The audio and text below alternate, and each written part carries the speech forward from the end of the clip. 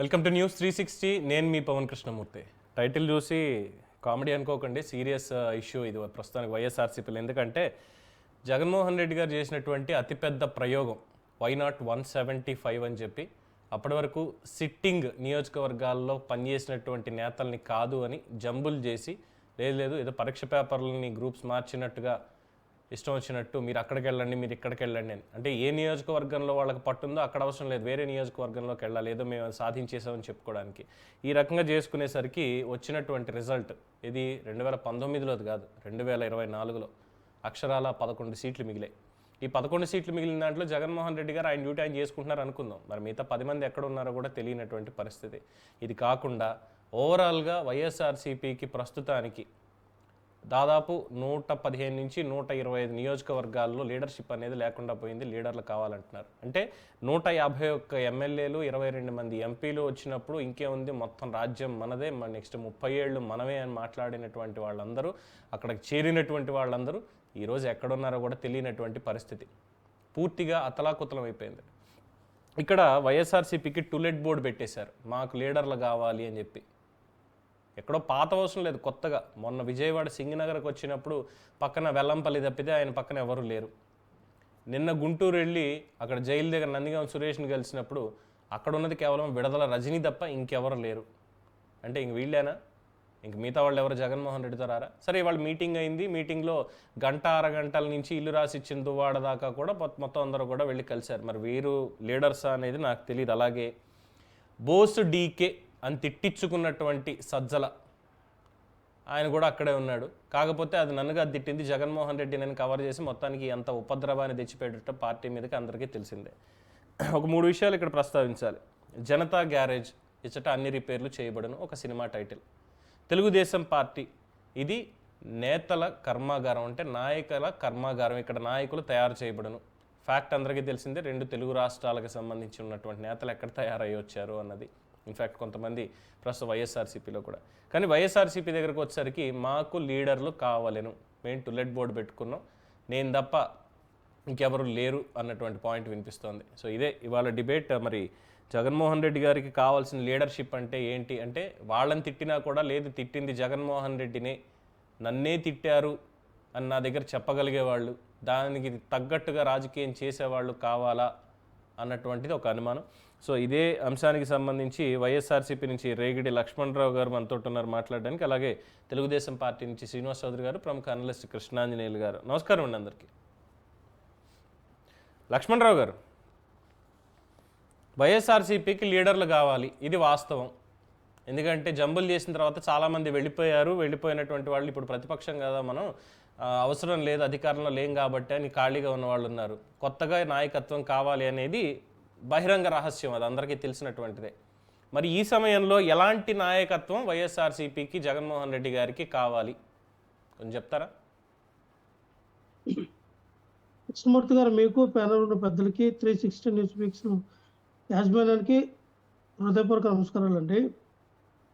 Sir, ఈ రోజున జగన్మోహన్ రెడ్డి గారు ఎప్పుడైతే గత 2024 ఎలక్షన్లో భారీ ఎత్తున సెరిబ్రల్ మార్పులు చేశారు, అలాగే సోషల్ ఇంజనీరింగ్ తీసుకొచ్చారు, అంటే సామాజిక న్యాయం చేయాలన్న ఒక ఉద్దేశంతో అత్యధికంగా ఏ రకంగా మార్పులు చేశారంటే, ఆ నియోజకవర్గంలో ఎక్కువ ఏ క్యాస్ట్ అయితే ఆ ఓట్లు ఎక్కువ ప్రభావితం చేయగలవో ఆ వ్యక్తులకి జగన్మోహన్ రెడ్డి గారు టికెట్ ఇవ్వడం జరిగింది. అంటే వేరే జిల్లా నుంచి, వేరే నియోజకవర్గం నుంచి తీసుకొచ్చి ఆయా నియోజకవర్గంలో క్యాండిడేట్లు పెట్టడం జరిగింది. సో ఇవన్నీ కూడా అప్పుడు కూడా చాలా సంచలనం సృష్టించినాయి. ఎందుకంటే జగన్మోహన్ రెడ్డి గారు ఇటువంటి సెరిపులు మార్పులు చేస్తూ ఉన్నారు, సోషల్ ఇంజనీరింగ్ చేస్తూ ఉన్నారు, సామాజిక న్యాయంతో ఎన్నడూ లేనటువంటి రిఫార్మ్స్ తీసుకొచ్చారు. ఇది ఎంతవరకు సఫలం అవుతుంది అనేది చాలా వరకు కూడా చాలా డిబేట్లో మాట్లాడుకోవడం జరిగింది. అయితే ఎలక్షన్ అయిన తర్వాత జగన్మోహన్ రెడ్డి గారు సోషల్ ఇంజనీరింగ్ అవన్నీ సామాజిక న్యాయం బాగానే చేశారు. కానీ ఎలక్షన్ రిజల్ట్ చూస్తే, మరి చూసిన తర్వాత జగన్మోహన్ రెడ్డి గారు తీసుకున్న నిర్ణయం తప్ప ఒప్పు అనేది రిజల్ట్ బట్టి మనం చెప్పలేమండి. ఎందుకంటే కొన్ని పరిస్థితులు బట్టి, అక్కడ ఆయా కారణాలు బట్టి ఏవైతే ఎలక్షన్కి కొన్ని ఎలిమెంట్స్ ఉపయోగపడతాయి. సో దాన్ని బట్టి మనం జగన్మోహన్ రెడ్డి గారు చేసినటువంటి ఈ యొక్క సోషల్ ఇంజనీరింగ్ ఏదందో అది తప్పని మనం అనలేం. ఎందుకంటే జగన్మోహన్ రెడ్డి గారు రాజకీయాన్ని ఏ రకంగా చేయాలని ఆయన రాజకీయం క్రిస్టల్ క్లియర్గా రాజకీయం చేసి చూపించారు. సో ఆ రోజున కానీ నిజంగానే ఈ రోజున రిజల్ట్ కానీ మాకు అనుకూలంగా వచ్చుంటే జగన్మోహన్ రెడ్డి గారిని ఆయన చేసిన నిర్ణయాలను ఎవరు కూడా తప్పు పట్టేవారు కాదు. సో ఒకటే చెప్తున్నాను సార్, జగన్మోహన్ రెడ్డి గారు అయితే ఒకటి నిర్ణయించుకున్నారు. నియోజకవర్గంలో ఉన్నటువంటి నాయకులు ఎవరైతే ఒక ఎమ్మెల్యే క్యాండిడేట్ తర్వాత ఇంకొక ఎమ్మెల్యే క్యాండిడేట్గా సరిపడే నాయకులు ఉంటారో, లేదా ఒక ఎంపీ స్థాయి నుంచి నాయకత్వం నుంచి ఇంకొక ఎంపీ స్థాయి నాయకత్వం చేయగల నాయకులు ఉంటారో, వాళ్ళందరినీ కూడా రెండోసారి వాళ్ళకి అవకాశం ఇచ్చి పార్టీని బలోపేతం చేయడానికి చూస్తున్నారు. పార్టీ కూడా రీఆర్గనైజేషన్ అవుతూ ఉంది, కమిటీలు కూడా వేయడం జరుగుతుంది, మనం చూస్తూ ఉన్నాం. కరెక్టే. మీరు అన్న పాయింట్కి అగ్రీ అవుతా. రీఆర్గనైజేషన్ అనేది నడుస్తోంది, రిఫార్మ్స్ తీసుకుంటున్నారు, అంత బాగానే ఉంది. అయితే క్వాలిఫికేషన్ ఏంటి వైఎస్ఆర్సీపీలో చేరడానికి? ఇప్పుడు జగన్మోహన్ రెడ్డి గారికి ఎస్ వీళ్ళు మన పార్టీలో నాయకులు అనిపించుకోవడానికి క్వాలిఫికేషన్ ఏంటి? రాజకీయాల్లో క్వాలిఫికేషన్ అనేది అంటే ఏముంటదండి, ప్రజాసేవ చేయడానికి రావాలా, అధికారం ఒకటే పరమోద్యం కాకుండా చూసుకోవాలి. అధికారం ఉంటేనే ఆ పార్టీలో ఉంటాం, అధికారం లేకపోతే పక్క పార్టీకి వెళ్ళిపోతాం, జంపింగ్ లా అనిపించుకుంటాం. ఆ మనస్తత్వం గల నాయకులు అయితే నాకు తెలిసి ఏ పార్టీలో కూడా ఉండకూడదని మేము అనుకుంటాం. అలాగని ఇప్పుడు ఎవరికి కూడా అధికారం శాశ్వతంగా ఉండదండి. మనం అనుకున్నా సరే మహా అయితే ఒకటేసారి రెండోసారి అవకాశం రావచ్చు, మళ్ళీ తర్వాత ప్రతిపక్షంలోనే ఉంటాం. కానీ వచ్చినటువంటి ఈ యొక్క ఏదైతే మనకు వచ్చే ఒక కష్టం వచ్చిందో ఈ టైంలోనే కదా మనం నిరూపించుకోవాలి. జగన్మోహన్ రెడ్డి గారు మనకి ఇచ్చినటువంటి ఎమ్మెల్యే టికెట్, లేకపోతే ఒక జిల్లా పరిషత్ చైర్మన్, ఒక ఎంపీ టికెట్, లేదా ఒక కార్పొరేట్ చైర్మన్ మనకి ఇచ్చినప్పుడు పదవులు అనుభవించి పార్టీ అధికారంలోకి రాగానే, లేదు పార్టీ ఓడిపోయింది అనుకోగానే వేరే పార్టీలోకి వెళ్ళిపోతాం, ఈ పదవులు వినియోగించుకొని అనుకుంటే తప్పుగా నేను చెప్తా ఉన్నాను. ఎందుకంటే మీరు ప్రజాసేవ చేయడానికి వచ్చారా, లేదు ఈ పార్టీలో అడ్డం పెట్టుకుని డబ్బులు సంపాదించడానికి వచ్చారా, వేరే పార్టీలోకి వెళ్ళిపోయి డబ్బులు దండుకోవడానికి వచ్చారా అనేది అర్థం కాదు. లక్ష్మణరావు గారు, ఒక పర్సనల్ క్వశ్చన్ అడగచ్చా మిమ్మల్ని? చెప్పండి సార్, తప్పకుండా. అంటే ఇప్పుడు మీరు ఒక అధికార ప్రతినిధిగా ప్రస్తుతం మీరు ఉన్నారు, గత ఎలక్షన్స్ దగ్గర నుంచి కూడా చూస్తున్నాం, మీ వాయిస్ అనేది వినిపిస్తున్నారు. సరే, అంతకుముందు ఏ పార్టీలో ఉన్నారు ఏంటి అనేది నేను అప్రస్తుతం అది తీసుకురాను అనుకోండి. ఇప్పుడున్నటువంటి పరిస్థితిలో మీకు అవకాశం జగన్మోహన్ రెడ్డి గారు ఇస్తారా? మీరు రాజకీయాల్లోకి దేనికని వచ్చారంటే, లేదు కేవలం ఒక పార్టీ తరఫున వాయిస్గా మాత్రమే ఉండాలని వచ్చారా, లేదు రాజకీయాల్లో సేవ చేయాలి అనేటువంటి తలంపుతో ఒక అవకాశం నాకు కూడా వస్తుంది అన్న ఆలోచనతో వచ్చారా మీరు? డెఫినెట్లీ సార్, నేను రాజకీయాల్లోకి వచ్చింది ఏంటంటే, గతంలో నాకు జరిగినటువంటి అవమానాలు అవనివ్వండి, ఇవన్నీ కూడా నేను ఒక బలహీన వర్గాలకు చెందిన వ్యక్తిగా నేను చదువుకున్న రోజుల నుంచి నేను హాస్టల్ అలాగా ఇంజనీరింగ్ చదివినప్పుడు నేను ఫేస్ చేసినటువంటి ఇవన్నీ కూడా నాకు అనిపించింది, మనం ఒక కీ పాయింట్ గా ఎదగాలి, అయితే మీడియా జర్నలిస్ట్ గానే ఎదగాలి, లేదంటే సిపిఎం లాంటి భావజాలాలు కలిగినట్టు వ్యక్తి అంటే నాకు అటువంటి భావజాలాలు, ఒక సెగ్యువర్ లాంటి ఎక్కడైనా అన్యాయం జరిగితే ఖచ్చితంగా ఖండించాలి, అడగాలి, మనం ప్రజల వైపు నిలబడాలనే మనస్తత్వం అనేది. అందుకే నన్ను చాలా మంది భరించలేరు, పక్కన పెడతాం. ఎందుకంటే ఉన్నట్టుగా మాట్లాడేస్తాం, మొగోటం ఉండదు. అది మా నాయకత్వాలను గతంలో నేను జనసేన పార్టీ ఉన్నప్పుడు కూడా పవన్ కళ్యాణ్ గారితో ముక్కుసూటిగానే మాట్లాడేవాడు, మనోహర్ గారితో ముక్కుసూటిగా మాట్లాడేవాడు. అది వాళ్ళకి ఇష్టం లేదు. అలాగే ఏ పార్టీలో కొంతమంది ఏమంటారంటే, రాజకీయాల్లో ఉండేటప్పుడు ముక్కుసూటి పనిచేయదు, మనం జన్యున్ పనికిరాదు,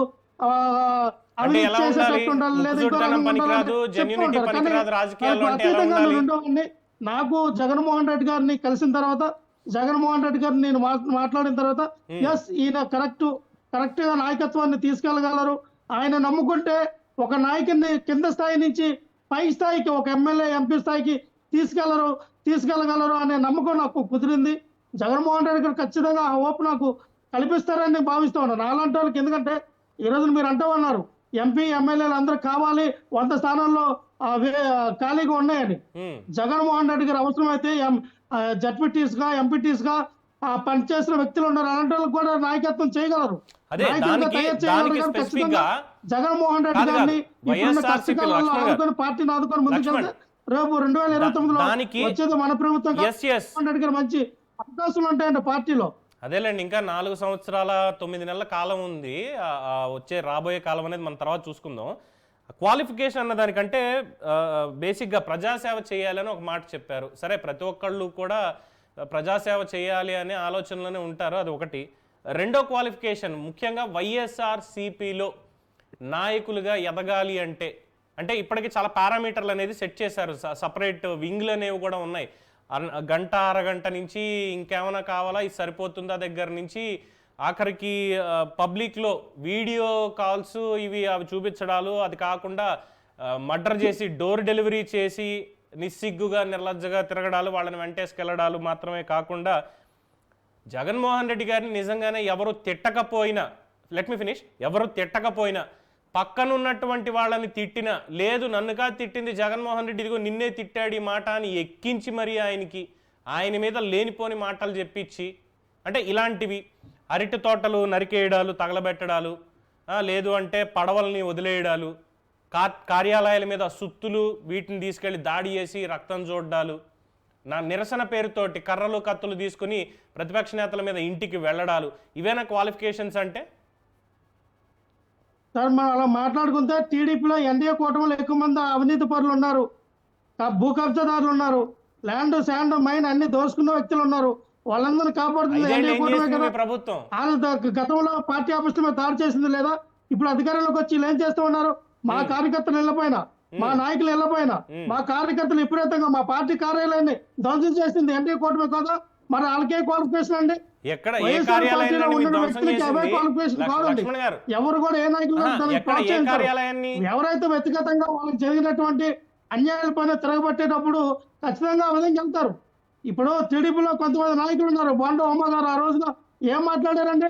దేవినేని ఉమామహేశ్వర గారు అసెంబ్లీ సాక్షిగా ఏం మాట్లాడారు? బుద్ధ వెంకన్న ఏం మాట్లాడాడు? విజయవాడలో ప్రెస్ మీట్ పెట్టి వాళ్ళందరూ రచ్చగొట్టి ప్రసంగాలు చేయలేదా ప్రతిపక్షంలో ఉండేటప్పుడు? వాళ్ళకి రీకౌంటర్ గా ఇవ్వడానికి మా నాయకులు చేస్తున్న ప్రయత్నాలు అవి. ఆ రోజున మీరు ఎందుకు మరి మమ్మల్ని రచ్చగొట్టే విధంగా ఎందుకు ప్రసంగాలు చేయాలి? ఈ రోజున మా నాయకులు తెలుగుదేశం పార్టీ ప్రతినిధి ఇక్కడే ఉన్నారు కాబట్టి ఆయన అడుగుదాం ఒకసారి. శ్రీనివాస్ చౌదరి గారు, ఏంటి మీరు రెచ్చగొట్టేటువంటి కార్యక్రమం 2014-19 మధ్యలో బోండావమ్మ, బుద్ధ వెంకన్న వీళ్ళందరూ చేశారు. జగన్మోహన్ రెడ్డిని చేతగాని వాడు అన్నట్టుగా ఒక ప్రొజెక్షన్ ఇదంతా మీరు చేద్దాం అనుకున్నారు కాబట్టి దానికి రియాక్షన్గా 2019లో అధికారంలో వచ్చిన తర్వాత, అది కూడా కరోనా దాటిన తర్వాత, అప్పుడు మీ మీద వ్యక్తిగతంగా మరి వాళ్ళకున్న కోపాన్ని చూపించారట. తప్పు మీదేగా. మూర్తి గారు మీ వాయిస్ బ్రేక్ అవుతుంది. లేదు చౌదరి గారికి వినిపించిందిలేండి. చెప్పండి చౌదరి గారు, చెప్పండి చెప్పండి. వాయిస్ ఓకే కదా? యా క్లియర్, చెప్పండి. పవన్ గారు, మొదట మీకు, కృష్ణాంజలి గారికి, వైఎస్ఆర్సీపీ నేత లక్ష్మణ గారికి నమస్కారాలు. రాష్ట్రంలో ఈరోజు కూటమి అధికారంలోకి వచ్చి ఇంచుమించు 90 రోజులు అవుతా ఉంది. ఎన్నో ఒడ్డులుకులు వచ్చాయి. తెలుగుదేశం పార్టీ గెలుస్తుందని ప్రశ్నించారు. 40 ఏళ్ల ఇండస్ట్రీలో దక్కా ముక్కలు తిన్న తెలుగుదేశం పార్టీ విభజన సందర్భంగా చిగురుడాకులాగా ఓడిపోయిన సంగతి తెలుసు. హేమాహేమీలు 99లో ఓడిపోయిన వాళ్ళు చూసాం. చాలా మంది ఒక పార్టీ నుంచి ఇంకో పార్టీకి మారుతూ ఉన్నది చూసాం. అలాగే రక్షణ భారత్ సంక్షేమం చూసాం. గతంలో గవర్నర్ చేసిన విధానాలు చూసాం. చాలా దుర్మార్గంగా ప్రభుత్వం అనేక కష్టాల్లో తెలుగుదేశం పార్టీ కార్యకర్తలు నిలబెట్టుకుంది. మీరు పెట్టిన అంశం చాలా బలమైన అంశం. ఎందుకంటే నేను కూడా చాలా రాజకీయ పార్టీల్లో పనిచేసిన అనుభవం. ఎందుకంటే గతంలో నేను వామపక్ష పార్టీలు ఉండేవాడిని. మాకు పార్టీ నిర్మాణం వేరు, పార్టీ కార్యకర్తలు వేరు, పార్టీ అజెండా వేరు. పార్టీలో నిర్ణయాత్మకంగా ఏ విధంగా ముందు తీసుకురావాలని చాలా పెద్ద సబ్జెక్ట్ అది. ఈ పెట్టుబడిదారి సమాజంలో పెట్టుబడిదారి పార్టీలు ఇవన్నీ ఉండవు. డబ్బు ఉంటే సీటు, డబ్బు లేకపోతే బోటు, ఈ రెండే కనపడతాయి. సో మేము ఒక పార్టీ నడపాలంటే తెలుగుదేశం పార్టీలు ఎలా ఉంటుందంటే రైతు విభాగం, శ్రామికులు, కార్మికులు, విద్యార్థులు, మహిళలు, అసంఘటిత కార్మికులు, ఇలా చెప్పుకుంటూ పోతే కొన్ని కళారంగాల వరకు అనేక వింగులు ఉంటాయి. వీటికి ప్రతిదానికి నిర్ణయాత్మకంగా కింద నుంచి కార్యకర్తలు పనిచేసిన వాళ్ళు నాయకత్వ బలాలు, శిక్షణ, నాయకత్వ ట్రైనింగ్, ప్రజలతో ఎలా పనిచేయాలి, ప్రజా సంస్థలు ఎలా స్పందించాలని చాలా వరకు నేర్పిస్తారు. దాన్ని పార్టీ తరగతి శిక్షణ తరగతులను కూడా చెప్తా ఉంటారు. అవును, అది తెలుగుదేశం పార్టీ రామారావు గారు చేశారు. బహుశా ఈరోజు తెలుగుదేశం పార్టీ ఇలా చేశారు కాబట్టి ఇంత స్ట్రాంగ్ గా నిలబడింది కార్యకర్తలని అనుకుంటున్నా. మరి జగన్మోహన్ రెడ్డి గారు చూసినప్పుడు ఆయన పార్టీని స్థాపించలేదు, ఆయన పార్టీ రాజకీయ నాయకుడు కూడా కాదు, పైగా ఆయన డకామిక్కల్ నాయకుడు కూడా కాదు. ఏదో డబ్బులు ఉన్నాయి, గతంలో ముఖ్యమంత్రి నాయన గారు ఉన్నారు, కాంగ్రెస్ పార్టీ కనపడింది. ఉమ్, ఈ సీట్ ఇకపోతే నేను సీల్చుకొని వచ్చేస్తాను, తీసుకొచ్చేసాను. వచ్చిన తర్వాత రాజశేఖర రెడ్డి గారు అభిమానులు కావచ్చు, రాజశేఖర రెడ్డితో నడిచిన వాళ్ళు కావచ్చు, చాలా మంది జగన్మోహన్ గారిని నమ్మారు. గతంలో రాజశేఖర్ లాగా బిహేవ్ చేస్తారు, మమ్మల్ని అందరూ కూడా చూసుకుంటారు. సో 5 ఏళ్ల చరిత్రలో ఆయన ఏమి చేయలేకపోవడం, ఇంటర్వ్యూ కూడా ఇవ్వలేకపోవడం, కనీసం 1-to-1 మాట్లాడలేకపోవడం అని నేను చెప్పిన మాటలు కదా సార్ వాళ్ళ పార్టీ కార్యకర్తలు. తర్వాత పేరుకు వింగులు, ఇప్పుడు ఉదాహరణకు ఒక విద్యార్థి వింగు, అది ఎప్పుడు సమావేశం జరిగింది లేదు, దాని మీద కార్యక్రమాలు చేసింది కూడా లేదు. మహిళా వింగు, ఇట్లా చెప్పుకుంటే ఏ వింగులైనా ఒక ఉత్సవ విగ్రహాలకు ఉండిపోయారు. కానీ వాళ్ళు ఏదో నిర్మాణం చేస్తారు, పార్టీని బలపరుస్తారు, పార్టీ కార్యక్రమాలు, పార్టీ యొక్క నిబంధనావళి పాటిస్తారని నాకు తెలిసి ఎంతో తెలుగుదేశం పార్టీ కనబడిందే కానీ మిగతా రాజకీయ పార్టీలు ఎక్కడ ఇవి కనబడవు. వాటి పేర్లు చెప్తే కొంచెం అర్థం కాదు. మాకు పెద్ద సిలబస్ ఉంది కార్యకర్తల నాయకులు ఎలా తయారు చేసుకోవాలని. ఉమ్, ఇవన్నీ కూడా నాకు తెలిసి ఎక్కడా లేవు. ఏదో ఉన్నారు, డబ్బు ఉంది నాకు, కృష్ణాంజలి గారు మంచి బాగా సూటుకు గుడేసుకున్నాడు, 100 కోట్లు ఉన్నాయంటే పిలిచి ఎమ్మెల్యే సీట్ ఇచ్చేస్తాం. రేఖ లక్ష్మీనారాయణ గారు బాగున్నాడంటే ఆయనకు ఒక ఎమ్మెల్సీఓ రాజ్యసభ ఇస్తాం. అంటే పెట్టుబడిదారు సంబంధించిన సంఘటనలు ఇవన్నీ. కానీ తెలుగుదేశం పార్టీ గారికి వచ్చే కొద్దికి వాస్తవాలు మాట్లాడుకోవాలి. రామారావు గారు స్థాపించిన పార్టీ నాయకులు కాబట్టి, అప్పటి నుంచి ఉన్నారు కాబట్టి, చాలా సిన్సియర్గా పనిచేసి ఇప్పటికీ ఉన్నారు కాబట్టి ఆ పార్టీకి ఇంకా కూడా మా పార్టీకి ఇంకా అసిక్ సామర్థ్యాలు ఉన్నాయని చెప్పుకుంటున్నాం. అయితే ఇక్కడ మీరు గమనించండి, ఈ మధ్య సెపాలిస్టులని, అనలిస్టులని అనేక అంశాలపైన చాలా మంది కొత్త వాళ్ళు వచ్చారు. గతంలో పికే ప్రశాంత్ కిషోర్ లాగా, అలాగే రిషిరాజ్ అని వైఎస్ఆర్సీ పెట్టుకున్నారు, సురేష్ కొనుగోలు పెట్టుకున్నారు. మళ్ళీ ఇప్పుడేదో ఆళ్ల మోహన్ సాయి దత్ అంట, ఉమ్, ఆయన ఇప్పుడు అనలిస్ట్ పెట్టుకున్నారు. మరి సజ్జల భార్గవ్, సజ్జల రామకృష్ణారెడ్డి గారు ఏమయ్యారో నాకు తెలియదు. అంటే నేను అనడం ఏంటంటే ప్రజల్లో నుంచి నాయకుడు పుట్టాలి. ఒక పుచ్చలపల్లి సుందరయ్య కావచ్చు, ఈరోజు మర్చిపోయాను, సిపిఎం పార్టీ నేషనల్ సెక్రటరీ యచూర్ గారు చనిపోయారు. వారికి నాకు మనస్ఫూర్తిగా వారికి నేను నివాళులు అర్పిస్తున్నాను సార్. అలాగా సుందరయ్య లాగానో, లేదంటే గాంధీ లాగానో, లేదంటే ఇంకొక ఆయన నెహ్రూ లాగానో, లేదంటే ఇంకొక ప్రజా సంఘటనలో పైకి వచ్చిన చాలా మంది నాయకులు ఉన్నారు. అటువంటి వాళ్ళు నిజంగా ప్రజా సంస్థలపైన నాడు తెలిసి ఉంటుంది. ఒక నిర్ణయం తీసుకునే దాంట్లో చాలా పర్ఫెక్ట్గా సైంటిఫిక్గా ఉంటుంది. ఇప్పుడు అలా కాదు. ఇప్పుడు జగన్మోహన్ గారు చూడు, నాయకులు కావాలను, 100 సీట్ల పై చిలుకు మాకు నాయకులు లేరు అంటే ఇవన్నీ వస్తున్నట్టు స్పెక్యులేషన్స్. మమ్మల్ని కూడా అన్నారు ఎలక్షన్ ముందు, మీకు 40-50 సీట్లకి ఇన్ఛార్జీలు లేరు, ఎమ్మెల్యే లేరు అని మమ్మల్ని కూడా ఎత్తాలు చేశారు ఎలక్షన్ ముందు. చాలా మంది మాట్లాడిన మాటలు అవన్నీ. కానీ 164 గెలవలా. ఇక్కడ ఏంటంటే పనిచేసేదంటే మనీ మేక్ మెనీ థింగ్స్. రాజకీయ పార్టీ ఎలా అయిపోయినాయంటే ఏదో ఒక వ్యాపార సంస్థలాగా, కార్పొరేట్ సంస్థలుగా చేసే పరిస్థితి ఏర్పడతాను. అంతెందుకు మా సోదరుడు లక్ష్మణరావు కూడా గతంలో జనసేనలో ఉన్నాడు. ఆయన ఏదో ఆశించాడు, ఇచ్చినుంటే బాగుండేది, ఆయనకి జరగలా, నాకు ఇక్కడ జరిగేది కష్టంగా ఉందని చెప్పి ఆయన నష్టపడి ఇప్పుడు మళ్ళీ వైఎస్ఆర్సీపీలోకి వచ్చాడు. ఇట్లా ఏంటంటే జంపింగ్ జనాలు అని అన్ని పార్టీలు ఉంటారు. మా పార్టీలు, వైఎస్ఆర్సీపీలు, అన్ని పార్టీలు ఉంటాం. కానీ నిర్ణయాత్మకంగా నిర్ణయాలు తీసుకునేటప్పుడు ప్రజా పట్టును తెలుసుకొని మాట్లాడేవాళ్ళు చాలా తక్కువ మంది ఉంటారు. గతంలో చెన్నారెడ్డి, కోట్ల విజయభాస్కర్ రెడ్డి, గతంలో చాలా మంది ముఖ్యమంత్రులు పనిచేశారు, రామారావు గారు కానీ అలాంటి వాళ్ళు చూస్తే ఒక సంఘటన పైన నష్టపోతున్న జనాలకు ఉంటే ఖచ్చితంగా నిర్ణయం తీసుకోరు. ఇప్పుడు అలా కాదు. రాజకీయాలకు రావడమే వ్యాపారం కోసం వస్తారు. ఒక టార్గెట్ పెట్టుకుంటారు, 100 కోట్లు ఖర్చు పెడితే 1000 కోట్లు ఎలా సంపాదించాలని. దానికి అనుగుణంగా అవినీతి కార్యక్రమం మొదలు పెడతారు. అందులో భాగంగా లక్ష్మణరావు చెప్పినట్టు డబ్బులు ఉంటే పార్టీలో ఉంటారు, అధికారం ఉంటే ఆ పార్టీలో ఉంటారు, వెళ్ళిపోతారు. అయితే ఇక్కడికి వచ్చే కొద్దికి, ప్రధానంగా వైఎస్ఆర్సీపీకి వచ్చే కొద్దికి చాలా తెలుసుకోవాల్సిన అవసరం ఉంది. మన జగన్మోహన్ గారు కొంత నిర్మాణ పరంగా ఆయన క్షేత్రస్థాయిలో ఆయనకున్న వింగులు పనిచేయటం లేదు నాకు తెలుసు. క్షేత్రస్థాయిలో ఉన్న నాయకులు ఆయన కలవలేరు. ఏదో లక్ష్మణరావు గారు ఎల్లుండి చూడటం సార్లు, ఎందుకంటే కొత్తగా పార్టీ జాయిన్ అయ్యాడు కాబట్టి. చాలా మంది అసంతృప్తివాదులు ఈరోజు వైఎస్ఆర్సీపీ మళ్ళీ 29 వస్తుందా, మేము ఉండాలా అనేక డౌట్ల మీద ఇతర పార్టీ వైపు వెళ్తున్నారు. అలాగే ఈరోజు ఆయన ఒంగోలు నాయకుడు వాలినేని శ్రీనివాసరెడ్డి గారు కాంగ్రెస్లో జాయిన్ అవుతున్నారు. నిన్న చూడండి, మన జగన్మోహన్ గారు వచ్చారు, రజనీ గారు తప్ప ఎవరు కనపడట్లా విజయవాడ నాయకులు ఎవరు కూడా. అలాగే మేయర్ ఉన్నారు విజయవాడలో, ఆవిడ ఒకటి తిరుగుతున్నారు. మీరు కార్పొరేట్ కూడా వాళ్ళే ఉన్నారు, కనపడట్లా. అంటే కొంత లాపింగ్స్ కనబడుతున్నాయి. దీనివల్ల ఏం కనబడతా ఉందంటే పార్టీలో కొంత అసంతృప్తులు, అధికారం లేవు కదా, కేసులు గొడవలతో మనకెందుకు అని కొంతమంది నమ్మకం ఉండటం. కార్పొరేట్ శక్తులు పార్టీలోకి ఎంటర్ కావడం ఏంటంటే డబ్బు, అధికారం ఉన్నప్పుడు మాట్లాడదాంపా, మిగతా మన గుమ్మను ఉందాంపా అనే మెంటాలిటీ కొన్ని రాజకీయ పార్టీల మీద వచ్చేసింది. అది మాకు కూడా తగిలింది, మేము అతిథులని చెప్పండి. సో ఇప్పుడు ఏమైందంటే దేశవ్యాప్తంగా ఉన్న స్థానిక పార్టీలు, నేషనల్ పార్టీల యొక్క థియరీ వ్యవహారం వేరేగా ఉంటుంది. రాష్ట్రాలకు వచ్చే స్థానిక పార్టీల వాల్యూ వివరాలు వేరేగా ఉంటాయి. ఎందుకంటే వాళ్ళు నేషనల్ ఇంట్రెస్ట్ పార్టీ ఇస్తారు, ఇక్కడ స్థానికంగా వచ్చే కొద్దిగా ఆంధ్రప్రదేశ్ యొక్క అవసరాలు మాత్రమే మారదు. ఇప్పుడు జగన్మోహన్ రెడ్డి గారికి ఏముంది టార్గెట్ చెప్పండి? ఫలాన్ని సాధించాలి, ఆంధ్ర రాష్ట్రానికి స్వతంత్రం తీసుకురావాలా, లేదా ఆంధ్ర రాష్ట్రం ఐటీ అభివృద్ధి చేయాలా, ఆంధ్ర రాష్ట్రంలో ఇరిగేషన్ వాటి పూర్తి చేయాలా, టార్గెట్స్ ఉంటాయి కదా. అవే నాకు ఎక్కడ ఇప్పుడు చెప్పింది కూడా నీకు కనపడలా.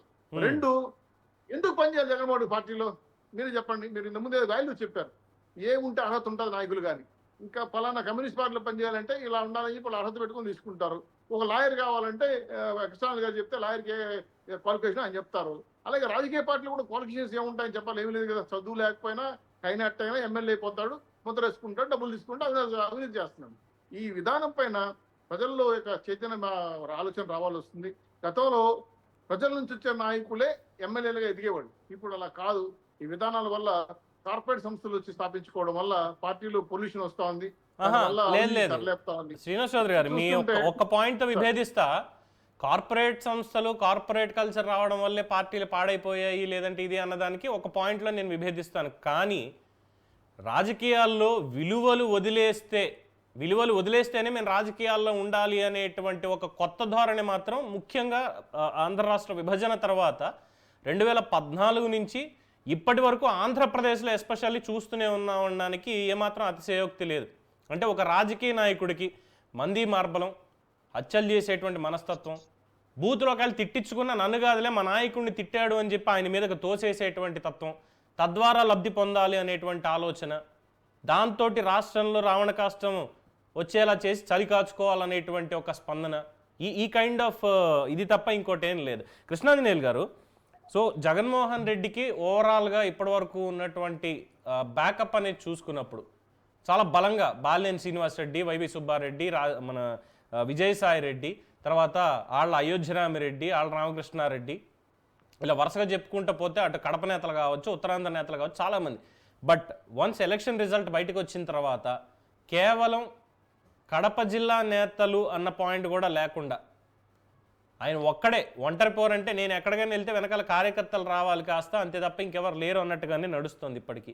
సో పూర్తిగా పార్టీ పరంగా తీసుకుంటే నాయకత్వం అనేది లేదు. అక్కడికి బాలినేని కూడా బంధువు, సీనియర్ లీడర్, ఆయన కూడా పార్టీని వీడుతున్నాడు అన్నటువంటిది కన్ఫర్మేషన్ వచ్చేసింది, క్రెడిబిలిటీ ఉన్నటువంటి వార్త.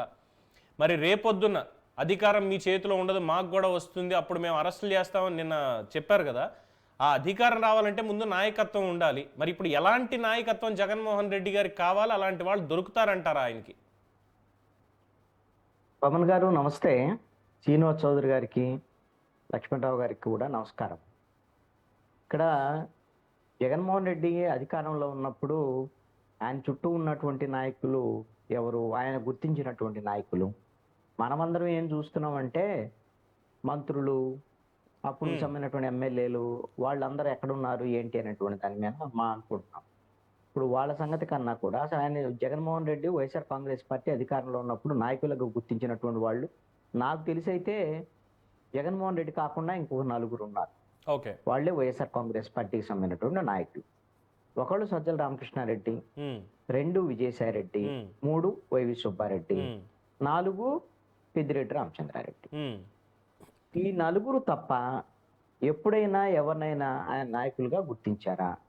నాయకులుగా ఆయన ఎవరితో అయినా సంప్రదింపులు జరిపారా? ఆయన ఎవరికైనా ఆయన దగ్గర సంప్రదింపులు జరపడానికి వేరే వాళ్ళకి అలాంటి అవకాశం ఉందా? ఎవరికీ లేదు. వాళ్ళు 4 కూడా జగన్మోహన్ రెడ్డి చెప్పినటువంటి దాన్ని వాళ్ళు ఇంప్లిమెంట్ చేయడానికి ఆ 4 ప్రాంతాలకు సంబంధించినటువంటి ఆయా బాధ్యతలు అప్పచెప్పినటువంటి వాళ్ళు. అంతే తప్ప వాళ్ళకి కూడా నాయకత్వం ఏం లేదు. జగన్మోహన్ రెడ్డి దాన్ని ఇంప్లిమెంట్ చేయటం వరకే. జగన్మోహన్ రెడ్డి ఓడిపోయినా 2014లో, 2019లో గెలిచినా, మళ్ళీ 2024లో ఓడిపోయినా దానికి బాధ్యుడు జగన్మోహన్ రెడ్డి. మళ్ళీ గెలుస్తాను అనే ధైర్యం కూడా జగన్మోహన్ రెడ్డి తన మీదే తనకు తప్ప వేరే వాళ్ళు ఎవరో నాయకులు వస్తే వాళ్ళ ద్వారా గెలవాలనో లేకపోతే ఇంకొకటో అతనికి లేదు. అతనికి ఒక్కటే, నేనే పార్టీ, నా ద్వారాగానే గెలవాలి అనేటువంటి తప్ప ఇంకోటి కదా. అది అతని ఆలోచన తీరు అది. అయితే మీరు గమనించండి, ఇప్పుడు ఉన్నటువంటి వాళ్ళు అయితే ఇప్పుడు బాలినేని వెళ్ళిపోతారు అనేటువంటిది వైఎస్ఆర్ కాంగ్రెస్ పార్టీ వాళ్ళకి ఎప్పుడో తెలుసు. అయినా సరే ఆయన తన ధోరణి కూడా మార్చుకొని జగన్మోహన్ రెడ్డి పిలిచి మాట్లాడారు బాలినేని శ్రీనివాస్ రెడ్డి. ఎందుకంటే వాళ్ళ సమీప బంధువు కదా. ఆ సమీప బంధువు సుబ్బారెడ్డికి కూడా చాలా దగ్గర బంధువు. అలాంటప్పుడు ఆయనే పోతే ఇంకెట్లా మరి రేపు పొద్దున ఇబ్బంది అవుతుంది కదా అనే దాని మీద మాట్లాడినట్టున్నారు. అయినా సరే ఇప్పుడు ఉన్నటువంటి పరిస్థితుల్లో మరి వెళ్ళిపోవటమే దాని మీద నిర్ణయం తీసుకున్నట్టున్నారు బాలినేని శ్రీనివాసరెడ్డి. అందుకే వెళ్ళిపోతున్నారని నేను అనుకుంటున్నాను. ఒకవేళ నువ్వు ఏం చెప్పినా సరే నేను ఉండలేను ఇక్కడ, వైఎస్ఆర్ కాంగ్రెస్ పార్టీ బతికి బట్టగా అని చెప్పారా, లేదా ఇంకొకటి అనేటువంటిది ఏమైనా మనం అనుకోవచ్చు, ఊహించుకోవచ్చు వాళ్ళిద్దరి మధ్య ఏం చర్చ జరుగుతుంది అని. ఇంకొకటి కూడా చర్చ జరిగి ఉండొచ్చు అని నా అభిప్రాయం.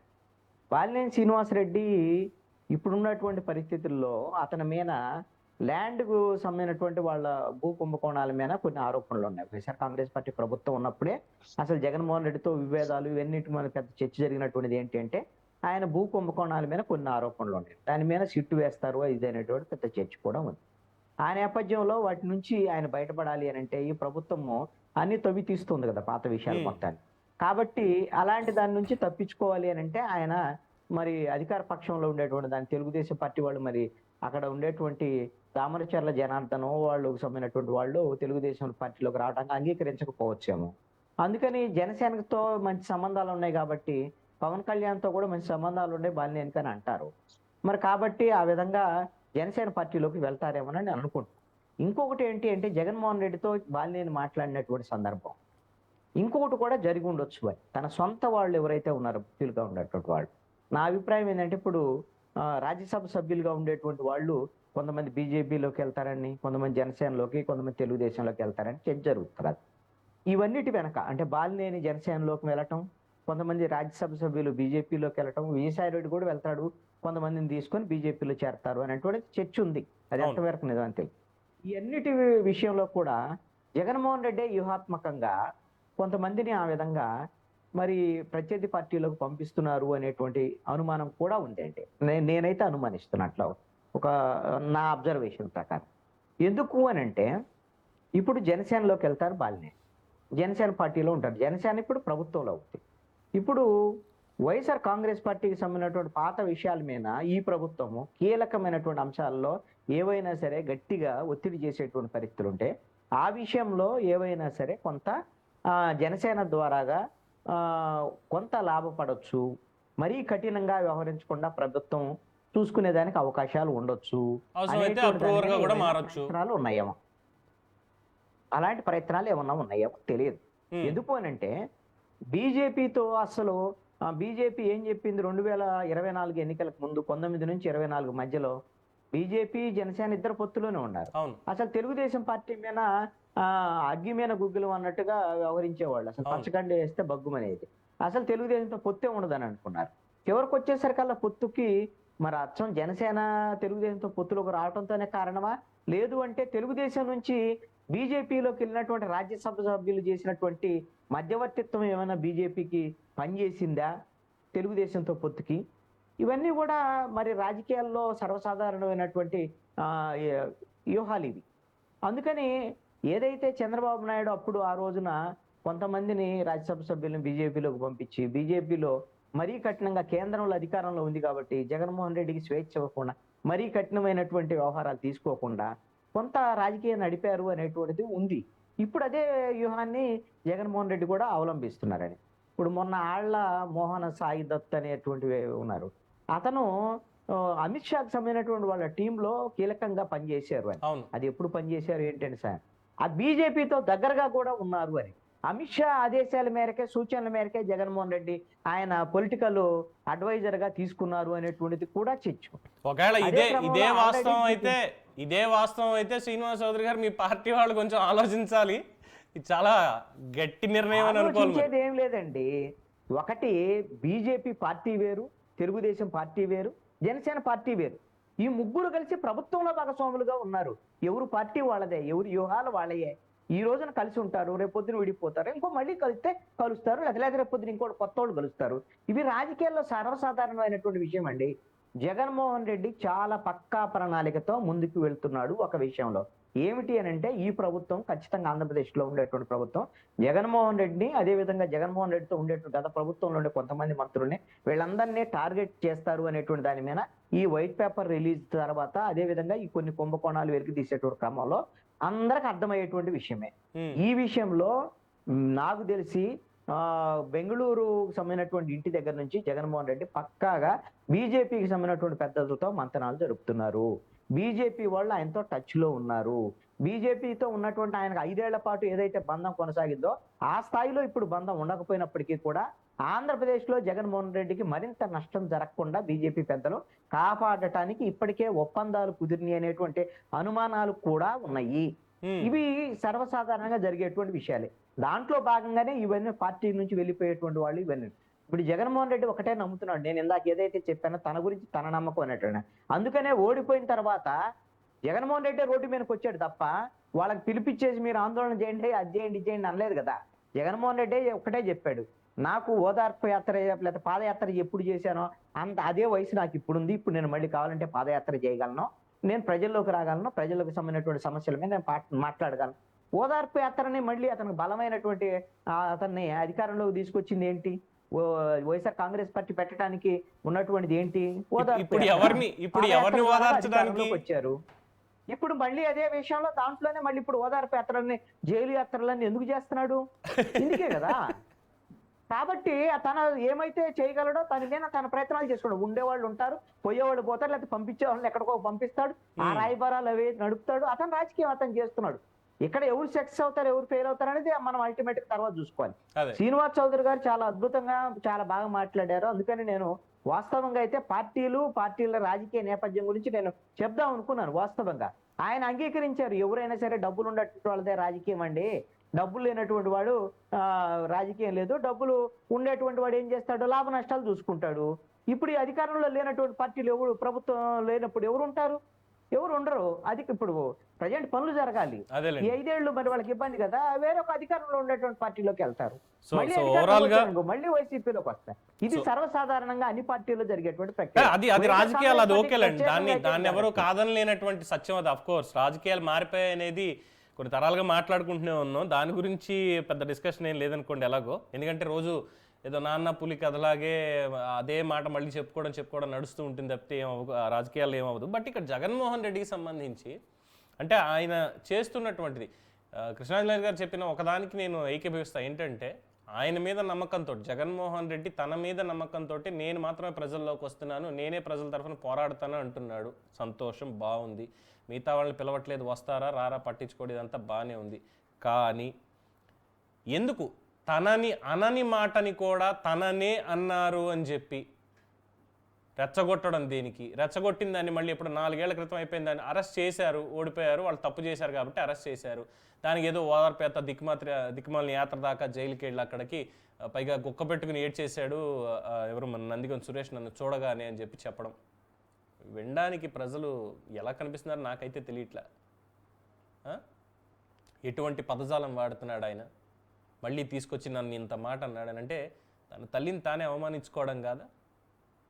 సిగ్గనేది లేదా కనీసం? ఈ మాట అనకూడదు కానీ అనాలనిపిస్తుంది నిజంగానే.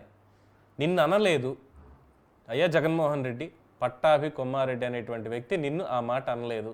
దానికి ఉన్నటువంటి పెడార్థం కానీ ఇది కానీ నీకు చెప్పిన దగులుబాజీ ఆ సన్నాసి ఎవడనేది కనీసం ఇప్పటికైనా తెలుసుకున్నావా? అందుకే పార్టీకి టూలెట్ బోర్డు పెట్టాల్సి వచ్చింది. 120 నియోజకవర్గాల్లో లీడర్లు లేరు, మారిపోతున్నారు, వెళ్ళిపోతున్నారు, బయటికి రావట్లేదు, బలం లేదు.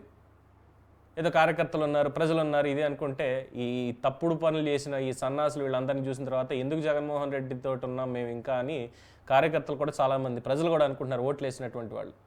ఏం చెప్పాలి? సజ్జల రామకృష్ణారెడ్డి అసలు కేవలం ఒక సలహాదారు పని, ఇప్పటికీ కోర్టులో ములుగుతోంది ఆ పిటిషన్ అనేది. సజ్జల రామకృష్ణారెడ్డికి ఉన్నటువంటి అర్హత ఏంటి? అసలు సలహాదారుగా క్యాబినెట్ ర్యాంక్ ఎందుకు ఇచ్చారు? ఇచ్చిన దానికి ఆయన ఇచ్చినటువంటి సలహాలు ఏంటి? ఏం చేశారు? విధి విధానాలు ఏంటి? అంటే ఒక ఐఏఎస్కి ఈక్వాలెంట్గా ఉన్నటువంటి ఆ రూల్స్ అండ్ రెగ్యులేషన్స్ వాటి సంగతి ఏంటి తేల్చమంటే ఇప్పటికీ కోర్టులో కేసు పెండింగ్ నడుస్తూనే ఉంది. అది ఈయన రాజీనామా కూడా అయిపోయింది సలహాదారు కింద. మొత్తం చేతుల్లో పెట్టుకున్న వ్యవస్థలన్నింటినీ కూడా జగన్మోహన్ రెడ్డిని కూడా మభ్యపెట్టి తిట్టింది జగన్మోహన్ రెడ్డిని కాదు సజ్జల రామకృష్ణారెడ్డిని అని తెలిసినప్పటికీ రాష్ట్రం రావణ కాష్టం అయిపోవాలి. నన్ను ఇంత మాట అంటాడా? జగన్మోహన్ రెడ్డిని అన్నాడు అని నేను కన్వర్ట్ చేస్తాను, దాన్ని కన్వర్ట్ చేసి జగన్మోహన్ రెడ్డిని మభ్యపెట్టి ఈరోజు ఇంకా అదే స్క్రిప్ట్ ఇచ్చి మాట్లాడిస్తున్నాడు. అయినా సరే జగన్మోహన్ రెడ్డి తెలుసుకోవట్లేదు అంటే ఇందుకు కాదా 11 వచ్చింది? ఇందుకు కాదా పార్టీని వదిలిపోతుంది లీడర్లు? పదవుల్లో ఉన్నవాళ్ళు కూడా, కొత్తగా వచ్చిన వాళ్ళు పక్కన పెడితే పదవుల్లో ఉన్న వాళ్ళు కూడా వెళ్ళిపోతున్నారంటే ఈ తెలివి తక్కువతనం వల్ల కాదా? మరి వీళ్ళ నేతలు తిట్టేది కోర్స్ ఇందాక లక్ష్మణరావు గారిని అడిగాను క్వాలిఫికేషన్స్ ఏంటంటే ప్రజాసేవ అన్నారు. బట్ ప్రజాసేవ కాదు, వైఎస్ఆర్సీపీలో నాయకులుగా ఉండాలి అంటే కావాల్సింది ఎక్స్టార్షన్ చేయగలగాలి, మభ్యపెట్టాలి, మోసం చేయాలి, లోబర్చుకోవాలి, బలి తీసుకోవాలి. ఎందుకంటే ఆయన పేరు గుర్తు రావట్లేదు, జై జగన్ అంటే చాలరా వదిలేస్తాం నిన్నంటే నేను చచ్చినా కూడా ఆ మాట నన్నందుకు పీక్ కోసి చంపేశారు ఒక కార్యకర్తని, తెలుగుదేశం పార్టీ కార్యకర్తని. పవన్ కళ్యాణ్ని మీరు ఎందుకయ్యా విమర్శించారని అడిగిన దానికి వాళ్ళు వచ్చి కొడుతుంటే పోలీసులు కేసు పెట్టమంటే పోలీసులు పెట్టకపోతే అక్కడికి వెళ్ళి ధర్నా చేస్తుంటే మళ్ళీ దెబ్బలు తిన్నారు మహిళలు, జనసేన. కానీ వైసీపీ వాళ్ళు ఏంటి అంటే వీళ్ళకి బేసిక్ క్వాలిఫికేషన్స్ 5 ఏళ్ళలో మనం చూసింది. మీరు దేవుడు సామి, మీరు తలుచుకోండి అయిపోద్ది, సినిమా డైలాగులు అసెంబ్లీలో చెప్పడం, పొగడ్డం, లేదు ఈయన ఎవరిని తిట్టమంటే వాళ్ళని తిట్టడం. లక్ష్మణరావు గారు ఇందాక చాలా మంచి మాట ఒకటి అన్నారు, ఏంటంటే సోషల్ ఇంజనీరింగ్ చేశారు. కరెక్టే, 5 ఏళ్లలో సోషల్ ఇంజనీరింగ్ చాలా బాగా చేశారు. వేరే పార్టీలో ఉన్నటువంటి రెడ్డిని ఈ పార్టీలో ఉన్న రెడ్డితోటి, వేరే పార్టీలో ఉన్న బ్రాహ్మణ్ని ఈ పార్టీలో ఉన్న బ్రాహ్మణితోటి, వేరే పార్టీలో ఉన్నటువంటి రాజుని ఈ పార్టీలో ఉన్నటువంటి రాజుతోటి, ఇలాగా కులాల మధ్య చిచ్చు పెట్టడంలో చాలా చక్కటి సోషల్ ఇంజనీరింగ్ చేశారు.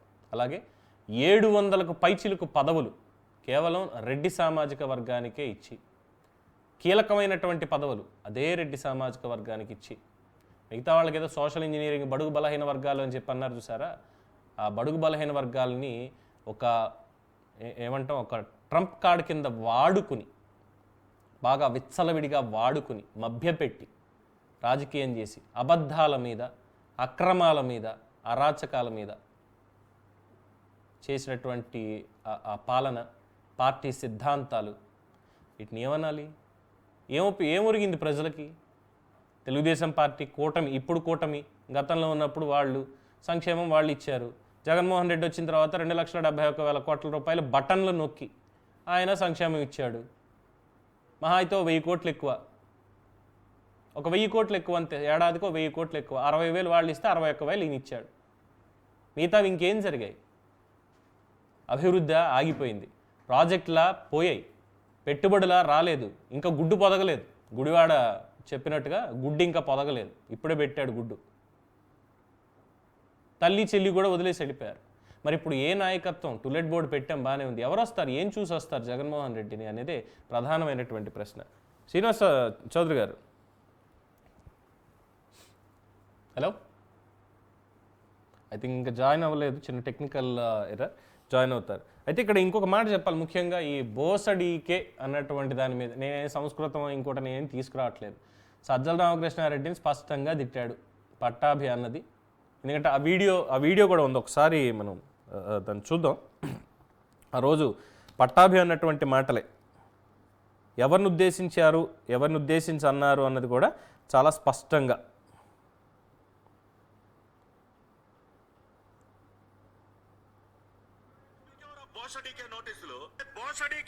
నీకు దమ్ముంటే తెలంగాణ పోలీసులకు ఎవరో నోటీసు, నువ్వు నీ గుంటూరు ఎస్పీకి ఎవరో బోసడీకే నోటీసులు, ఒక దద్దమ్మలాగా ఒక చవటలాగా తాడేపల్లి ప్యాలెస్ లో కూర్చుని బోసడీకే నువ్వు నోటీసులు ఇస్తావా?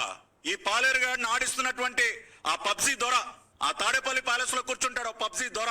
ఆ పబ్జీ దొరకి చెప్తా ఉన్నా, మీకు నిజంగా దమ్ముంటే గంజాయి అక్రమ రవాణా చేస్తున్నటువంటి స్మగ్లర్ల పైన చూపించండి మీ ప్రతాపం. విచ్చలవిడిగా గంజాయి సాగు చేస్తున్నటువంటి ఆ గంజాయి స్మగ్లర్ల పైన చూపించండి మీ ప్రతాపం. సో ఇట్స్ క్లియర్, తాడేపల్లి పాలేరు అంటే సజ్జల రామకృష్ణారెడ్డి, పబ్జీ దొర అంటే జగన్మోహన్ రెడ్డి. సో ఇప్పుడు జగన్మోహన్ రెడ్డి అంటున్నటువంటి మాట ఏదైతే ఆ రోజు పోలీసుల సంస్మరణ సభలోకి వెళ్ళి నన్ను ఆ మాట అనేశాడు అని చెప్పి అన్న మాట ఏదైతే ఉందో అది అన్నది సజ్జల రామకృష్ణారెడ్డిని 100%. ఇది తెలుసుకోలేనటువంటి జగన్మోహన్ రెడ్డి మరి ఏమనాలి? పిచ్చోడనాలా, వెర్రోడనాలా, దద్దమ్మ అనాలా, తెలివి తక్కువడనాలా, ఏమనాలి? అంటే దీన్ని కూడా రాజకీయంగా వాడుకున్నా, సజ్జలనే కదా తిట్టింది, సజ్జలు ఎవరు? నా సలహాదారే కదా, సజ్జలను తిడితే నన్ను తిట్టినట్టే కదా, కాబట్టి నన్ను తిట్టారని చెప్తే రాష్ట్రం రావణ కష్టం అయిపోతుంది, అంటే తగలబెట్టేయాలి, ఇదే ఆలోచన. మరి ఆయనకి ఇలాంటి ఆలోచనలు ఉంటే ఆయనకి తగ్గట్టుగానే నేతలు కూడా కావాల్సి వస్తారు. ఏం చెప్పాలి? ఇలాంటివన్నీ చేసి ఇప్పుడు నాకు ఏదో 39.5%, 40% ఓట్లు నాకున్నాయని చెప్పడం ఏం చెప్పాలి? ఎందుకో వేశారు, కర్మకాలో ఏదో మొత్తానికి వేశారు అంతే తప్ప ఇంకోటి కానే కాదు. కూటమికి బలం వచ్చింది, పూర్తిగా పని చేస్తున్నారు. అయినా సరే దిక్కుమాల రాజకీయాలు చేయాలి. మరి తల్లి ఎందుకు వచ్చి బయట మాట్లాడట్లేదు? నన్ను ఇంత మాట అంటాడా పట్టాభి? నీకు తల్లి లేదా ఇంట్లో? ఇలాంటి మాట నా కొడుకుని అంటావా, నన్ను అవమానిస్తావని ఎందుకు ఆవిడ మాట్లాడలేదు? షర్మిల ఎందుకు బయటకు వచ్చి చెప్పట్లేదు, ఆ రోజు మా అన్నని ఇంత మాట అంటావా పట్టాభి నువ్వు, తప్పు కదా ఇది అని ఎందుకు అనట్లేదు? ఎందుకంటే అన్నది జగన్మోహన్ రెడ్డిని కాదని వాళ్ళిద్దరికీ తెలుసు కాబట్టి చాలా క్లియర్ కట్గా తాడేపల్లి పాలేరు సజ్జల రామకృష్ణారెడ్డి అన్నది స్పష్టంగా. ఎందుకు? ఆ రోజు ఆంధ్రప్రదేశ్ రాష్ట్రంలో జరిగినటువంటిది, తెలంగాణ నుంచి పోలీసులు వచ్చి మన దగ్గర గంజాయి స్మగ్లర్ల మీద కాల్పులు జరిపారు. ఇలా చేస్తున్నారు, తెలంగాణలోకి గంజాయిని వీళ్ళ నుంచి పంప్ చేస్తున్నారు అని. మరి వాళ్ళకి ఇవ్వాలిగా నోటీసులు. అప్పుడు ఇచ్చింది తెలుగుదేశం పార్టీ కార్యకర్తలకి, లేదు పట్టాభికి, వీళ్ళకి సజ్జల రామకృష్ణారెడ్డి చెప్తే వాళ్ళు నోటీసులు పంపించారు. ఎందుకు? ఈ గంజాయిగో రాష్ట్రంలో ఇలా అవుతోంది అని చెప్పినందుకు. వాస్తవమే కదా, గంజాయి రాష్ట్ర పంటగా పరిఢవిల్లింది కదా 5 ఏళ్లలో కూడా. దేశంలో ఎక్కడ గంజాయి దొరికినా కూడా మూలాలన్నీ ఆంధ్రప్రదేశ్ నుంచే ఉన్నాయన్నది ప్రతి రాష్ట్ర ఎస్పీలు, డీజీపీలు చెప్పినటువంటి మాటే కదా. గుమ్మడికాయల దొంగంటే భుజాలు తడుకున్నారు కదా. ఇది కాకుండా ఇంకా మాట్లాడితే, తవ్వి తీస్తే పెద్ద పెద్దలు చాలామంది ఉన్నారు, వాళ్ళు మాట్లాడాలి. ఆసీ ట్రేడింగ్ కంపెనీ విజయవాడ, దానికి గుజరాత్లో ముంద్రా పోర్టుకు వచ్చినటువంటి ఆ టాల్కమ్ పౌడర్ పేరుతో వచ్చినటువంటి హెరాయిన్, దానికి మరి ఆఫ్ఘనిస్తాన్లో అంతకుముందే తాలిబాన్ల పాలన మొదలైంది. మరి దానికి లింకులు ఏంటో మనకు తెలియదు, దానికి నోటీసులు ఇవ్వాలి. సో ఇన్ని జరిగిన తర్వాత ఈ సలహాదారు మొత్తం పరిపాలన చేతిలోకి తీసుకొని ఇష్టం వచ్చినట్టు చేస్తూ ఉంటే, వ్యవస్థలన్నీ భ్రష్టు పట్టిపోతే, ఒక రాష్ట్ర అధికార ప్రతినిధిగా, ఒక పార్టీకి సంబంధించి, ప్రతిపక్షానికి సంబంధించి జాతీయ అధికార ప్రతినిధిగా మాట్లాడుతూ ఆవేశంతో ఆ బోసడీకే అన్నాడు సజ్జల రామకృష్ణారెడ్డిని.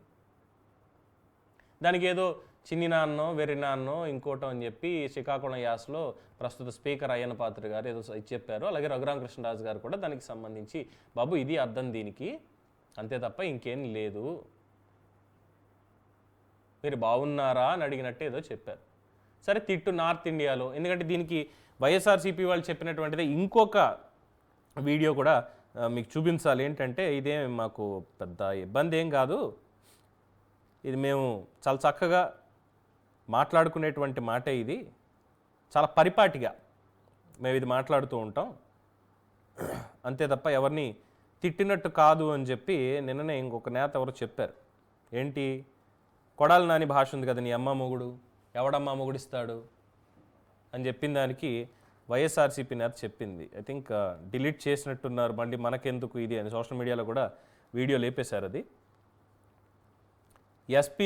ఎస్పీ అమ్మ మొగుడు వస్తాడా అంటే దానికి సంబంధించి తీవ్రత ఏంటి, దాని తీవ్రత ఏంటి, మా ఇంటెన్షన్ ఏంటి అనేది కాస్త ఆగ్రహం వ్యక్తం చేయడానికి అనేటువంటి చాలా పరిపాటి మాట. రాయలసీమలో అమ్మ మొగుడని మాట్లాడడం అనేది చాలా పరిపాటంట. ఇది కొడాలి నాని స్లాంగ్లో చెప్పాలి అంటే మీ అందరికీ అర్థమైంది. నేను మళ్ళీ దాన్ని ఎలాబరేట్ చేయక్కర్లేదు, ఎందుకంటే పిల్లలు కూడా టీవీ చూస్తూ ఉంటారు, న్యూస్ చూస్తూ ఉంటే అనవసరంగా వాళ్ళని చెడగొట్టిన పాపం నాకొద్దు. సో వైసీపీ వాళ్ళకి కావలసినట్టు నరన్నేని నాలిక అష్టవంకరలు తిరిగిందని పెద్దల సామెత చెప్తారు కదా, అలాగా ఈ రాక్షస జాతిలాగా వీళ్ళు మాట్లాడేటువంటి మాటలన్నీ అమ్మ మొగుడు అనేది రాయలసీమలో పరిభాష, మరి బోసడీకే అనేది కూడా నార్త్ ఇండియాలో పరిభాష, సరదాగా మాట్లాడుకుంటారు. దాన్ని సజ్జల రామకృష్ణారెడ్డిని స్పష్టంగా పట్టాభి తిడితే నన్నే తిట్టారు, నన్నే అనేశారని పోలీస్ సంస్మరణ సభలో నిన్న వరదలకు సంబంధించి అక్కడికొచ్చి కలవడానికి, ఎక్కడ పాపం జైల్లో ఉన్నాడు, తప్పు ఏదో పని చేసి జైల్లో ఉన్నాడు నందిగం సురేష్, 14 రోజులు రిమాండ్, అక్కడికి వెళ్ళి అగో మా నేతను అరెస్ట్ చేశారని మాట్లాడొచ్చుగా. అబ్బాయి అది కాదు, 4 ఏళ్ల క్రితం నన్ను ఇగో ఈ పదంతో తిట్టారు, దీని అర్థం ఏంటో తెలుసా? ఈయనేదో గొల్లపూడి వీరాస్వామి అండ్ సన్స్ ఎక్కాలబుక్కం లేదంటే పెద్దబాల శిక్షణ నుంచి తీసుకొచ్చి దీని అర్థం అని చెప్పినట్టుగా ప్రజలకి ఏమనాలి? ఇలాంటి వ్యక్తికి ఇప్పుడు నాయకత్వం లేమి, మా పార్టీలో నాయకులు లేరు, నాయకులు కావాలి అని చెప్పి వెతుకులాట. ఏం చూసి వెళ్ళాలి వైఎస్ఆర్సీపీలోకి? ఇవన్నీ ఇప్పటిదాకా ఇచ్చినటువంటి ఉపోద్ఘాతంతో ఏం చూసి వైఎస్ఆర్సీపీలోకి వెళ్ళాలి? లక్ష్మణరావు గారు, మీ పార్టీలోకి ఏం చూసుకొని రావాలి? పవన్ గారు వైఎస్ఆర్ పార్టీలోకి ఏం చూసుకుని రావాలంటారు. ఉమ్, వైఎస్ఆర్ పార్టీలో జగన్మోహన్ రెడ్డి గారిని చూసే రావాలి. ఎందుకంటే జగన్మోహన్ రెడ్డి గారి యొక్క పరిపాలన 5 సంవత్సరాలు ఏ రకంగా చేశారో మీరు చూసారు. మనం ఏదో పేరుకి మనకి 75 సంవత్సరాలు ఉన్నాయి అనుభవం, 40 సంవత్సరాలు ఉన్నాయనే రాజకీయ విజనరీ అని చెప్పుకోవడం కాదు. విజనరీ అంటే ముందు చూపు, విజనరీ అంటే ముందు చూపు, అనుభవం అంటే జగన్మోహన్ రెడ్డి గారి యొక్క ఆలోచన విధానాన్ని మీరు చూసి ఉండాలి. ఈ రోజున ప్రతి గ్రామంలో ప్రతి విలేజ్లో ఆయన తీసుకొచ్చినటువంటి ఆ కొత్త సంస్కరణలు మీకు కనబడతాయి. ఏ ఈ రోజున సంస్కరణలు? విద్యలో కానీ వైద్యంలో కానీ ఎలాగ తీసుకొచ్చారండి? ఇదే పవన్ కళ్యాణ్ గారు అప్పట్లో 2014-19లో ఆయన ఒక్కొక్క స్కూల్కి వెళ్తే నేలపైన కూర్చుని విద్యార్థులు కనబడ్డారు. ఇదే పవన్ కళ్యాణ్ గారు నేలపై కూర్చొని వాళ్ళతో మాట్లాడారు. ఉమ్, ఇప్పుడు మన నారా లోకేష్ గారు అదే స్కూల్కి వెళ్తే ఏమున్నాయండి? డిజిటల్ క్లాస్ రూమ్లు, అక్కడ టేబుల్స్, టైల్స్, అన్ని యూనిఫామ్ అన్ని ఎవరు తీసుకొచ్చారండి? కాపీ ఏ పేస్ట్ చంద్రబాబు నాయుడు విజనరే కదా, చంద్రబాబు నాయుడు గారికి అనుభవం ఉంది కదా, ఎందుకు తీసుకురాలేకపోయారు? ఎందుకు యూనిఫామ్ మంచి ఆ కార్పొరేట్ స్కూల్ కి దిట్టుగా ఎందుకు స్కూల్ నడిపించలేకపోయారు? ఒక్కటైతే ఆరోగ్య లక్ష్మణరావు గారు విషయంలో, పాయింట్ ఆరోగ్య విషయంలో ఎందుకు ఈ రోజున మీరు 5 లక్షలకే point ఇస్తాం, అదే ప్రధానమంత్రి ఆవాస్ యోజన పథకం అదే కొనసాగుతుంది. అయ్యో మేము ఇప్పుడు సమయంలో ఆవాస్కి డబ్బులు కట్టలేము, మనకి ఇంకా టైం ఎక్స్టెన్షన్ ఉంది. పాయింట్ టు పాయింట్ వెళ్దాం. మాట్లాడలేదా? అదే పాయింట్ టు పాయింట్ వెళ్దాం. ఇప్పుడు మీరు అన్నటువంటి దానికి ఏంటంటే డిజిటల్ క్లాస్ రూమ్లో అని చెప్పారు, విజనరీ, ముందు చూపు ఉండాలి అన్నారు. కాపీ పేస్టేగా జగన్మోహన్ రెడ్డి చేసింది. డిజిటల్ క్లాస్ రూమ్లు ఏమి ఇప్పుడు కొత్తగా జగన్మోహన్ రెడ్డి మాత్రమే తీసుకొచ్చింది కాదు కదా. 2014కి ముందు 1999లో ఎప్పుడైతే 2000 సంవత్సరంలో హైటెక్ సిటీ అని ఐటీ విప్లవం అని ఆంధ్రప్రదేశ్లో వచ్చిందో అప్పటి నుంచే మొదలయ్యేగా.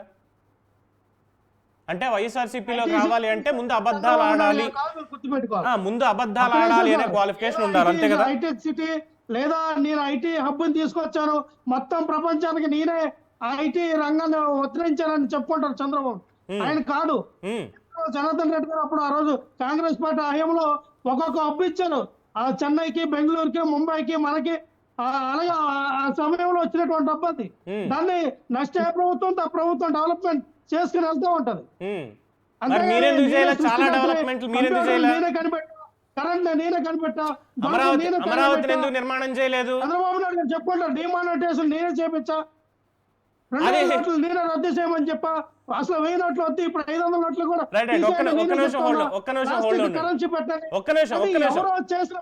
లక్ష్మణరావు గారు ఒక్క నిమిషం పాయింట్ టు పాయింట్ వెళ్దాం. మనకు ప్లెంటీ ఆఫ్ టైం ఉంది, కంగారు పడక్కర్లేదు. ప్రతి ఒక్కళ్ళ వాయిస్ వినిపిస్తుంది. శ్రీనివాస్ చౌదరి గారు, ఇప్పుడు కరెంట్ మీరే కనిపెట్టారు, సైకిల్ మీరే కనిపెట్టారు, ఫ్యాన్ మీరే కనిపెట్టారు, భూమిని మీరే కనిపెట్టారు. ఇది చెప్పుకోవడం తప్పితే మీకు అసలు మీకు విజనరీ లేదు, మీకు ముందు చూపు లేదు, మీకు ఏమీ లేదు. ఈ మధ్య మీరు ఇంకో విషయం కూడా మర్చిపోయారు. ఈ మధ్య జగన్మోహన్ రెడ్డి గారు బ్లడ్ బుక్ కనిపెట్టారండి. 2029 అమలు చేయబోతున్నారు బ్లడ్. అవును, ఎలాగో కొత్తగా ఆయన కూడా రాసుకుంటారంటగా. మేము రెడ్ బుక్ కనిపెట్టామని ఆయన బ్లడ్ బుక్ కనిపెడతానని డిక్లేర్ చేశాడు. నిన్నే విజయవాడలో చెప్పాడు. సో కనిపెట్టిన తప్పే ఉంది. కంప్యూటర్లు మేము కలిపి కరెంట్ ఇవన్నీ చెప్పుకోవడానికి బాగుంటాయి కదా సార్. వాస్తవాలకు వెళ్దాం. నాడు నేడు స్కూల్స్ 1459 స్కూల్ మూలబడిపోయినాయి. 10 స్కూల్ కలిపి ఒక స్కూల్ చేశారు. 11,20,000 మంది విద్యార్థులు డ్రాప్ అవుట్. సంవత్సరానికి ఎల్కేజీ, యూకేజీ, 5th క్లాస్ వరకు 2 లక్షల చిల్లర మంది విద్యార్థులు డ్రాప్ అవుట్. వీళ్ళంతా ఎక్కడికి పోయారు? బైజూస్ ఏమైంది? ఇంగ్లీష్ తరగతులు ప్రారంభించిన వాళ్ళు ఏమయ్యారు? సాలిసాలిన బూట్లు వేసుకోలేని యూనిఫామ్లు, టైల్ పట్టకుండా అవేంటి డిజిటల్ క్లాసులు అంట. మొత్తం వైసీపీ కలర్లు కొట్టారు వాటికి. సరే ఏ కలర్లో కూడా చదువు చెప్పాలి కదా. వాస్తవానికి మేము చూస్తే రాష్ట్రంలో విద్యా వ్యవస్థ కుదేలైపోయింది. ఈ నూతన విద్యా విధానం వల్ల పూర్తిగా కార్పొరేట్ స్కూల్కి వెళ్ళిపోయారు పిల్లలు భయపడిపోయి. ఇది జరిగేదిగా లేదు, ఇది ఏ పని కాదు. ఇది తర్వాత సిబిఎస్ సిలబస్ ఇవన్నీ కూడా ఏంటంటే రాష్ట్రంలో ఉన్నటువంటి కొన్ని విద్యా సంస్థల్ని దెబ్బ కొట్టాలనే ఆలోచనతో చేసిన కుట్ర విద్యా వ్యవస్థ నాశనం చేయడానికి. దానికి కారణాలు చెప్తారు. నారాయణ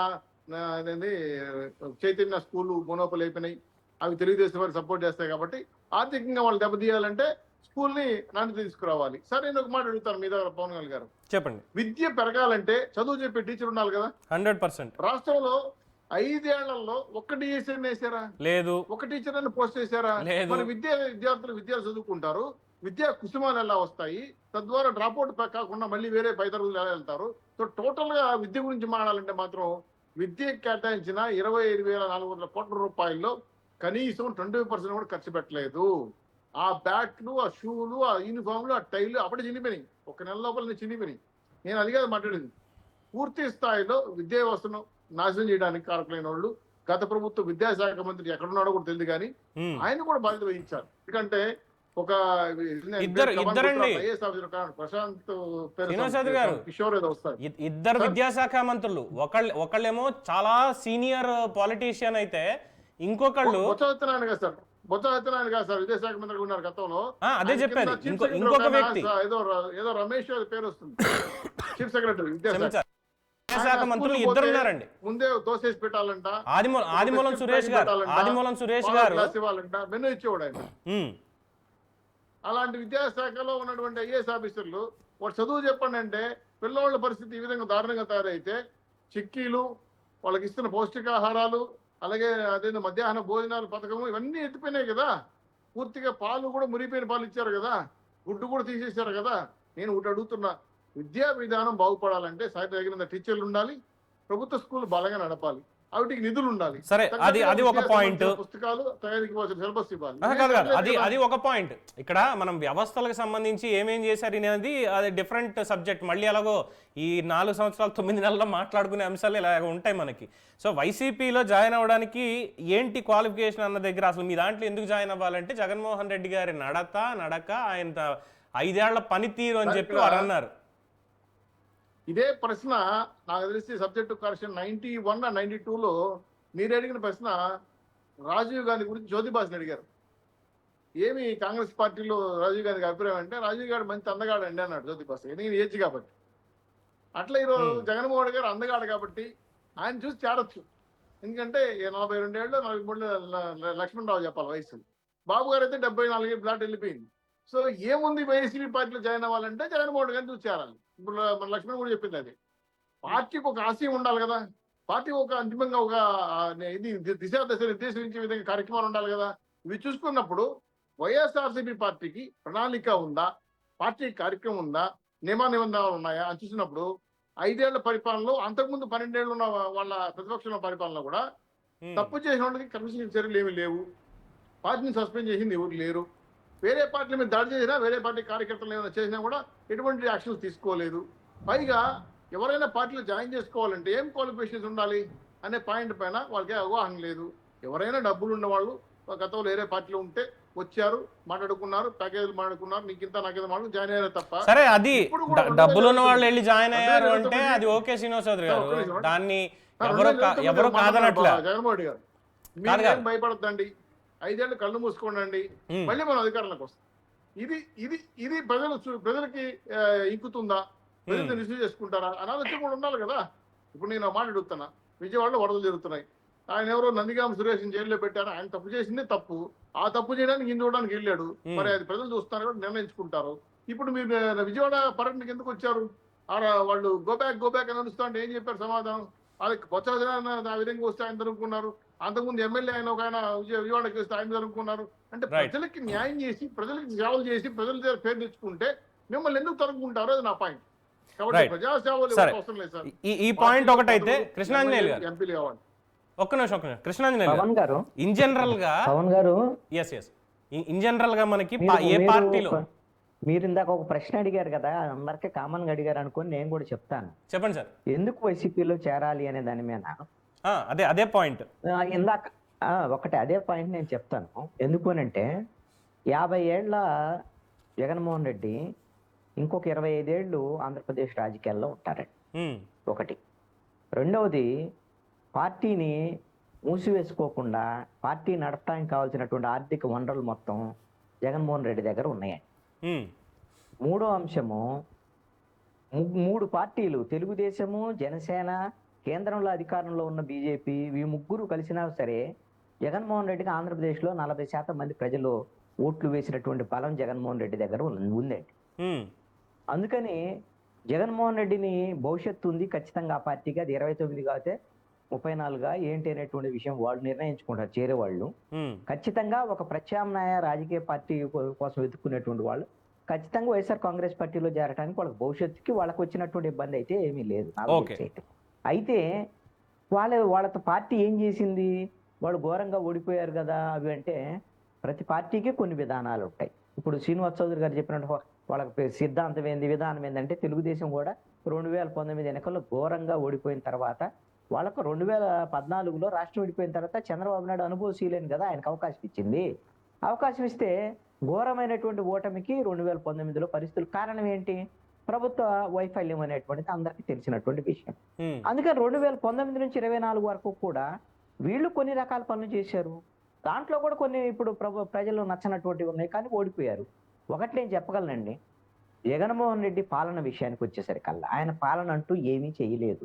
ఆయన చేసిందల్లా ఏం చేశాడంటే నవరత్నాలకు సంబంధించినటువంటి విషయంలో పక్కాగా డబ్బులన్నీ కూడా జనానికి ఏమైతే ఉన్నాయో 1,75,00,000 కుటుంబాలకి, 1,90,000 కుటుంబాలకి 2,75,000 కోట్ల రూపాయలు పంచినటువంటి మాట వాస్తవమా కాదా? పంచారు. ఉమ్, అదేవిధంగా నాడు నేడు కానివ్వండి, అదేవిధంగా గ్రామ వార్డు సచివాలయ వ్యవస్థలకు సంబంధించినటువంటి వ్యవహారం కానివ్వండి, ఇవన్నిటిని కూడా ఎంత కొంత ఒక ప్రయత్నం అయితే చేశారు. ఆయన దగ్గరికి నిధులు ఏమి లేవు, నవరత్నాల సమయంలో డబ్బులు పంచడానికి తప్ప ఇంక వేరే రోడ్లు వేయడానికి లేవు, డెవలప్మెంట్ లేదు. అందుకని మిగతా అన్నిటిని ఆయన ఏమనుకున్నాడంటే మిగతా అన్నిటి సంగతి తర్వాత వాళ్ళకి కావాల్సినటువంటి ఆర్థిక పరమైన సహకారం అందిస్తే నాకు ఓట్లు వేస్తారని అనుకున్నాడు. ఆ విషయంలో ఫెయిల్ అయ్యాడు. డెవలప్మెంట్ లేదు అనేటువంటి అంశం జనంలోకి వెళ్ళింది. డెవలప్మెంట్ కూడా కావాలని కోరుకున్నటువంటి వాళ్ళు వ్యతిరేకంగా కొట్టేసారు. అన్నిటికీ మించి ఏంటంటే ప్రజాస్వామ్యం లేదు ముందు. ఇప్పుడు దాడులు కానివ్వండి, తెలుగుదేశం పార్టీ ఆఫీస్ మీద దాడి కానివ్వండి, ప్రతిపక్ష నేత ఇంటి మీద దాడి కానివ్వండి, ఆందోళన మీద కేసులు పెట్టడం కానీ, హౌస్ అరెస్టులు కానీ, ఇలాంటి అంశాలని ప్రజలు ఎవరూ హర్షించేటువంటి అవకాశం లేదు. అది ప్రతికూలమైనటువంటి పరిస్థితి వచ్చినటువంటి ఈ 5 ఏళ్ళు ఇప్పుడు వీళ్ళు పరిపాలిస్తారు కదా, వీళ్ళు చేసే అద్భుతాలు కూడా ఏదో చూస్తారు జనము. ఎందుకు అనంటే వీళ్ళు ఒకటి ప్రతిదీ కూడా కౌంట్ చేసుకుంటూ వెళ్తారండి. ఇప్పుడు వీళ్ళ దగ్గర డబ్బులు లేవు, వీళ్ళు ఏం చేయడానికి లేదు డెవలప్మెంట్కి సంబంధించినటువంటి వ్యవహారంలో. అందుకనే కదా మూలికి ఒక ప్రయత్నం చేస్తున్నారు. సూపర్ 6 మీద వెంటనే ఇంప్లిమెంట్ చేయాలి. వైఎస్ఆర్ కాంగ్రెస్ పార్టీ చెప్పినట్టు మనం అడగలేం కానీ అడగకూడదు కూడా. 3 నెలలే కదా ప్రభుత్వం వచ్చింది, నిదానంగా చేస్తారు కాదనటంలా. కానీ మూలికలు చేసినా సరే వాటిని ఇంప్లిమెంటేషన్ చేసి డెవలప్మెంట్ ఇవన్నీ ఆస్పెక్ట్లో ముందుకు తీసుకెళ్లేటువంటి పరిస్థితులు ఉండవండి. ఎందుకు అనంటే మీకు ఒక పక్కా ఉదాహరణ మొన్న విజయవాడలో వచ్చినటువంటి వరదలకు సంబంధించినటువంటి విషయమే. చంద్రబాబు నాయుడు అక్కడే ఉన్నాడు, కళ్ళ ముందే అన్ని జరుగుతున్నాయి, అన్ని చూస్తున్నాడు. ఒక్కళ్ళనంటే వాళ్ళని కనీసం ఆ నీళ్ళల్లోంచి బయటికి తెచ్చి పునరావాస కేంద్రాలు ఏర్పాటు చేసి వాడికి భోజనం పెడదామనేటువంటి ధైర్యం చేయలేనటువంటి ప్రభుత్వానికి. ఎందుకు చేయలేదంటే వాళ్ళు 3 లక్షల మంది ఉన్నారు, వాళ్ళని తెచ్చి పెడితే ప్లేసులు ఉన్నాయి పెట్టడానికి. వాళ్ళు భోజనం పెట్టాలి, ఉదయం టిఫిన్ పెట్టాలి, మధ్యాహ్నం భోజనం పెట్టాలి, రాత్రి భోజనం పెట్టాలి. అన్ని వెళ్ళే కదా సార్. అక్షయ పాత్ర ఫౌండేషన్, దివీస్ వాళ్ళు 5 లక్షల మందికి ఇమీడియట్ గా పంపారు. అలాగే దుర్గగుడి వాళ్ళు కూడా పంపించారు. ఏమంటారు, దుర్గగుడి వాళ్ళు పులిహార పట్లాలు పంపడం అయింది. అలాగే దివీస్ వాళ్ళు, అక్షయ పాత్ర వాళ్ళు ముందుకు వచ్చి ఇమీడియట్ గా వాళ్ళు రోజుకి దగ్గరగా బ్రేక్ఫాస్ట్ కావచ్చు, లంచ్ కావచ్చు, నైట్ డిన్నర్ కావచ్చు, వాళ్ళు కూడా ప్యాకెట్లు పంపించడం అయింది. అధికారుల అలసత్వం అనేది 100% అక్కడ జరిగింది అని నేను కూడా మీతో ఏకీభవిస్తాను, అందులో డౌట్ లేదు. బట్ ప్రభుత్వం అయితే తీసుకోవాల్సినటువంటి చర్యలు అయితే తీసుకుంది కదా. పవన్ గారు మీరేం మాట్లాడుతున్నారో నాకైతే సరిగ్గా వినపట్టలేదు, కానీ ఒకటి మాత్రం చెప్పగలను. మీకు చంద్రబాబు నాయుడు మాట్లాడినటువంటి మాటలు వినండి. 3వ రోజు, 4వ రోజు, 5వ రోజు వరదలు వచ్చినప్పుడు వాళ్ళకి సంబంధించినటువంటి వరదల్లో ఉండేటువంటి వాళ్ళని ఎక్కడికి పునరావాస కేంద్రాలకు తరలించేటువంటి ప్రయత్నం ప్రభుత్వం చేయలేదు. అలాంటి ఆలోచన కూడా చేయలేదు.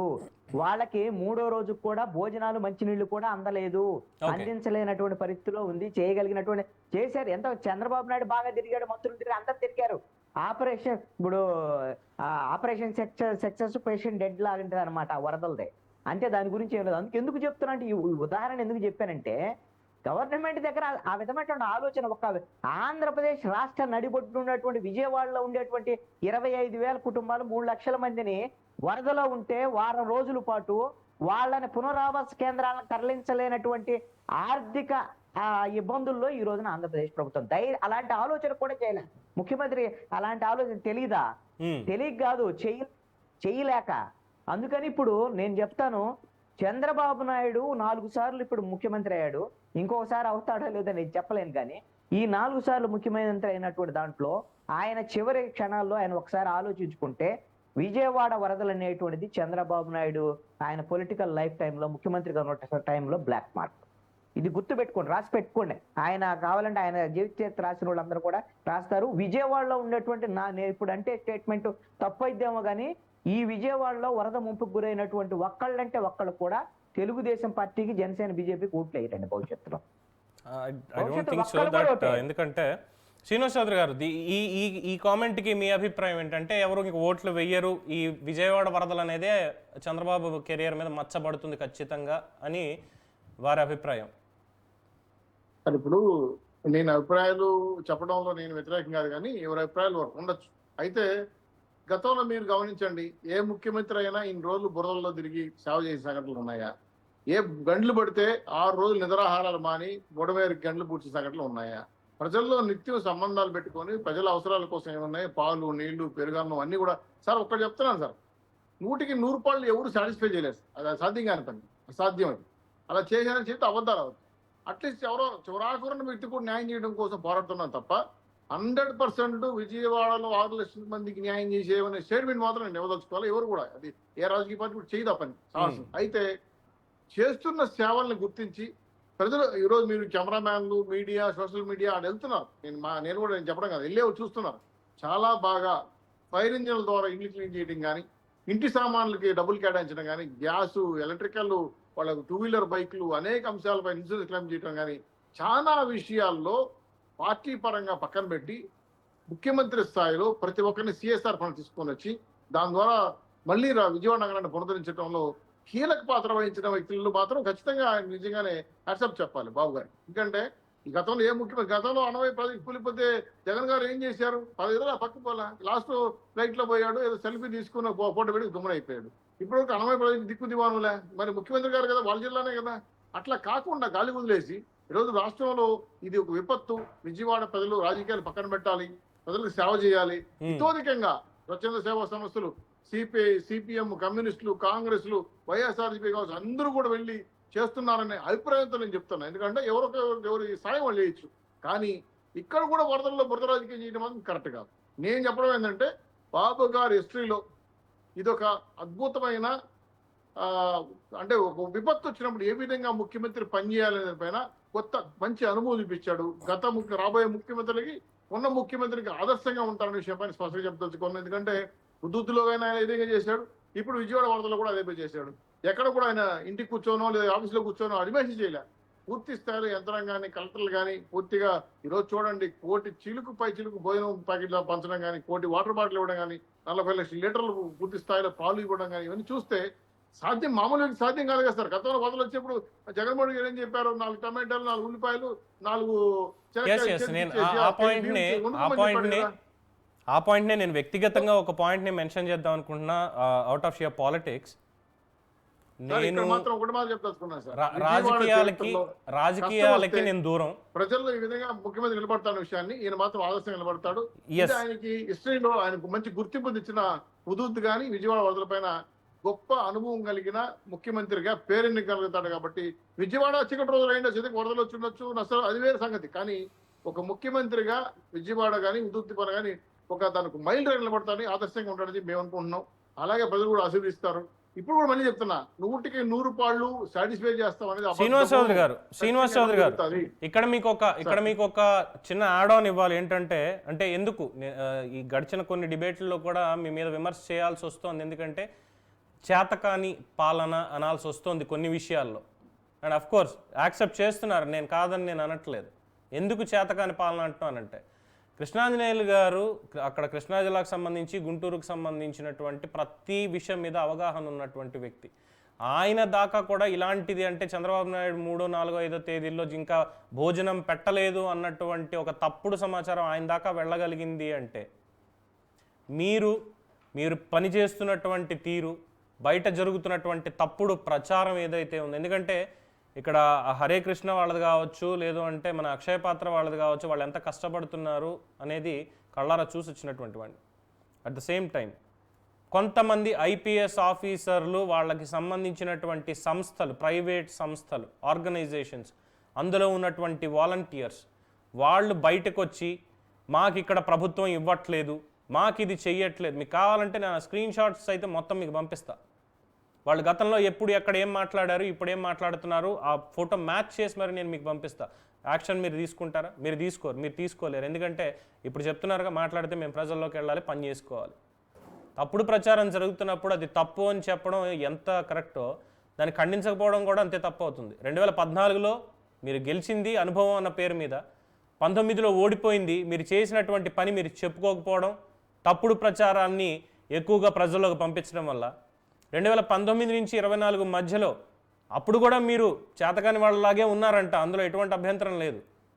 ప్రజల్లోకి వెళ్ళి ఎంత చేసినా ఏం చేసినా అప్పుడు కూడా మీ మీద వచ్చినటువంటి బురద కడుక్కోవడం తప్పితే ఏం లేదు. ఇప్పుడు ఇంకా 100 రోజులు కూడా కాలేదు, ఇప్పుడు ఇంకా బురదలోనే ఉన్నారు మీరు. వరద విజయవాడకు కాదు, తెలుగుదేశం పార్టీకి వచ్చిందంట. సార్ ఇప్పుడు ఎవరి నోటి భాషన వాళ్ళకి తెలియదు సార్, ఎదుటోడు చెప్పాలి. అలాగే గాడిదకి పోత గాడిదకి కమ్మగా అనిపిస్తారు. ఇప్పుడు తప్పులు చెప్పేవాళ్ళు, పొరపాటు చేసేవాళ్ళు, అదేంటి అమరావతి మునిగిపోయింది, హైకోర్టు నిండిపోయింది, బాబు గారు ఇల్లు కూల్చేస్తున్నారు, మునిగిపోయింది పూర్తిగా, లోపలికి పోలేకపోతున్నాడు, ఇంటికి బయటకు వచ్చేసాడు, ఇలాంటి ప్రచారాలు చూసాం కదా. ఇప్పుడు జగన్మోహన్ రెడ్డి గారో లేదా బ్లూ మీడియానో సాక్షి మీడియా మాడనింది ఏంటి, ప్రభుత్వం ఉందా అని క్వశ్చన్ వేసింది, సాక్షి చూశాను నేను.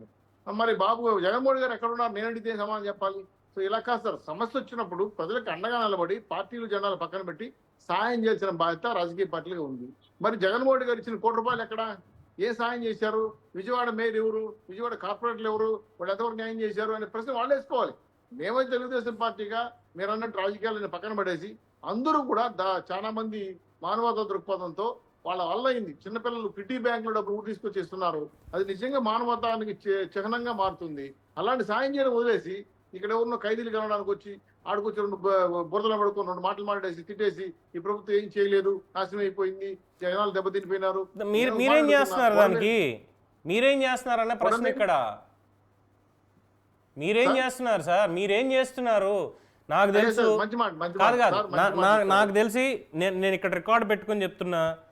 మొదటి రోజు 28 వచ్చింది, ఏది నోటిఫికేషన్ వచ్చింది వర్షాలు వస్తాయని. 29 చెప్పారు అతి భారీ వర్షాలు వచ్చే అవకాశం ఉందని. అంతేగాని మునుగుతాయా లేదా అనేది ఎవరికీ తెలియదు. 17 రోజులు ఏకధాటిగా కురవాల్సినటువంటి వర్షం ఒకే ఒక్క రోజులో కురిసింది. అది ఎవరికి అసలు అంచనాలకి మించిపోయినటువంటిది. అది వచ్చింది విపత్తు, వెంటనే రంగంలోకి దిగారు, చేశారు. చేసిన దాంట్లో విమర్శలు ఉన్నాయి, ఎవరికి చెప్పలేదు ముందు అన్న విమర్శలు ఉన్నాయి. కొన్ని విమర్శల్ని యాక్సెప్ట్ చేయాలి ప్రభుత్వం, తప్పులేదు. కానీ మరీ తప్పుడు ప్రచారాలు కాదు. నేను చెప్పడం ఏంటంటే విపత్తు అంటేనే ప్రమాదం ఏ స్థాయిలోకి వెళ్ళిపోతుందో అంచనా వేసే పరిస్థితి మనకైతే తెలియదు. అది ఇన్ని 12 లక్షలు సీసీలు వస్తాయి, దాంట్లో బొట్టు కొట్టుకొస్తాయి, బొడమేరు పైన పెద్ద ఎత్తున గండ్లు పడ్డాయి, అది వచ్చి విజయం మీద పడుతుంది అనేది కొంత అవగాహన రహితంగా బాబు గారు చెప్పారన్నమాట. చాలా సంవత్సరాలు అధికారులు ఎవరు స్పందించలేదు, అధికారులు సహకరించలేదు, మొదట్లో చెప్పిన మాట బాబు గారు చెప్పారు, సీఎం గారు చెప్పారన్నమాట. సో ఈ గ్యాప్ అనేది ఉంది, ఈ కమ్యూనికేషన్ గ్యాప్ వల్ల కూడా కొంత నష్టం జరిగింది. గత ప్రభుత్వం వ్యవస్థలు నాశనం చేసింది, ఎవరిని పనిచేయని ఇలా వసూలు చేసుకురమ్మన్నారు, వాళ్ళు తినమన్నారు, మాకు ఇమ్మన్నారు. గత ప్రభుత్వంలో వ్యవస్థలు చేసింది ఏంటంటే జనాన్ని పీడించండి, డబ్బులు వసూలు చేసుకురండి, మీ వాటా తీసుకొని మా వాటా మాకు ఇచ్చేయండి, ఇది నేర్పించింది. ఈ మరి కష్టం వస్తే సాయం చేయండి, వాళ్ళు అనగా నిలబడమని చెప్పి ఎప్పుడు చెప్పలా. ఇప్పుడు బాబు గారు వచ్చి పరిగెత్తండి, నీళ్ళు పోయండి, బోర్లు ఆపండి, గంటలు కొట్టండి, వాళ్ళు ఆ నోరు తీసుకుని ఇదేంది, ఇది మనం చేయకూడదు పని, మనకి ఏ పని చెప్పినారు, వసూలు చేయాలి, మన వాటా ఎత్తుకోవాలి. అదంతా ఒక పాయింట్. ఎలాగో మళ్ళీ వరదల మీద మనం ఎలాగో డెఫినెట్గా మళ్ళీ మాట్లాడుకుంటూనే ఉంటే ఇంకో వారం రోజులైనా కానీ విజయవాడ ఒక మైక్రో లెవెల్ కేస్ స్టడీ అనే దాని మీద డెఫినెట్గా నేను ఇంకో డిబేట్ తీసుకొస్తా. అయితే పాయింట్ ఇక్కడ పార్టీలో చేరడానికి ఇది కృష్ణాంజనేయులు గారు కూడా ఒప్పుకుంటారంటే, ఇప్పుడు నేను సిపిఎంలోకి జాయిన్ అవ్వాలి అంటే శ్రామిక కార్మిక కర్షక వర్గాలు వాళ్ళకి అన్యాయం జరిగిపోతుందని చిన్నప్పటి నుంచి నేర్పించింది. ప్రజల తరఫున పోరాడాలి అనేటువంటి ఒక సిద్ధాంతం. వాళ్ళకి అధికారంలో ఉన్నామా లేవా అన్నటువంటిది వాళ్ళకి పట్టదు. అలాంటి భావజాలం అంటే కొంచెం రాడికల్గా, కొంచెం ఆవేశపూరితంగా ఉంటే ఆ పార్టీలోకి వెళ్తారని. కాంగ్రెస్ పార్టీ ఎప్పుడు 150 సంవత్సరాల క్రితం స్వాతంత్రం తీసుకొచ్చినటువంటి పార్టీ అన్న దాంట్లోకి వెళ్తారని. భారతీయ జనతా పార్టీలోకి వస్తే హిందుత్వం గురించి వాళ్ళు ఇది చేస్తారు అది అన్న దాంట్లోకి వెళ్తారని. ఇక ప్రాంతీయ పార్టీల్లోకి వచ్చేసరికి తెలుగుదేశం ఎన్టీ రామారావు గారు స్టార్ట్ చేసినప్పటి వరకు ఓకే, అప్పట్లో ఉన్నటువంటి పరిస్థితులు దీనికి తెలుగుదేశం పార్టీ అంటే బడుగు బలహీన వర్గాలకి, శ్రామికులకి అందరికీ అండగా ఉండాలి, సమాజమే దేవాలయం, ప్రజలే దేవుళ్ళు అన్న సిద్ధాంతంతో వెళ్ళాలి. మొత్తం దోపిడీ వ్యవస్థను అరికట్టాలన్న దాంతో ఆయన చేశారు కాబట్టి అలాంటి పార్టీలోకి వెళ్ళాలి. 11 సిబిఐ ఈడీ కేసులు, ఓవరాల్గా 32 కేసులు, పార్టీలో ఉన్నటువంటి నేతలు ఏం చూపించాలో ఏం చూపించకూడదో తెలియనటువంటిది, చెప్పేటువంటి అబద్ధాలు, పింక్ డైమండు, పోటు నగలు, 35 మంది కమ్మడి ఎస్పీలు, బోసడీకే అంటే అది తిట్టింది ఒకడినైతే నన్నే తిట్టాడని చెప్పేదో చాక్లెట్ పోయిన పిల్లాడిలాగా ఏడవడాలు, ఇలాంటివన్నీ పెట్టుకొని సిద్ధాంతాలతో ఆ పార్టీలోకి వెళ్ళాలంటే ఏమని వెళ్ళాలి? ఇందాక ఆంజనేయ గారు చెప్పింది నేను ఒప్పుకుంటా, ఫైనాన్షియల్ స్టెబిలిటీ ఉంది, 40% ఓటు బ్యాంక్ ఉంది, ఇంకో 20 ఏళ్ళు రాజకీయం చేసేటువంటి సత్తా ఉంది, ఇవన్నీ ఒప్పుకుంటా. బట్ అదర్ దాన్ దట్ ఇంకా కొన్ని ఉంటాయి కదా, వాటికి ఏంటి అనేది ఆంజనేయ గారు చెప్పండి. పవన్ గారు, మీరు అడిగినటువంటి ఈ మొత్తం సీక్వెన్స్ చెప్పారు కదా, ఈ సీక్వెన్స్లో ఆంధ్రప్రదేశ్లో ఎవరైతే పేదలు, బడుగు బలహీన వర్గాలు, ఎస్సీ ఎస్టీ బీసీ మైనారిటీలకు సంబంధించినటువంటి వాళ్ళు ఒకప్పుడు ఎప్పుడు 2014 ఎన్నికలకు ముందు వరకు కూడా కాంగ్రెస్ పార్టీతో ఉన్నటువంటి ఓటర్లలో వైఎస్ఆర్ కాంగ్రెస్ పార్టీతో ఉన్నారు. మొన్న 40% ఓట్లు వచ్చినటువంటి నేపథ్యం కూడా జగన్మోహన్ రెడ్డికి రెడ్డి సామాజిక వర్గం వాళ్ళు ఎంత సపోర్ట్ చేశారో నాకు తెలియదు, కానీ ఎస్సీ ఎస్టీలు, క్రిస్టియన్లు, ముస్లింలు, మైనారిటీలు అందరూ సపోర్ట్ చేశారు. అందుకే 40% ఓట్లు వచ్చాయి.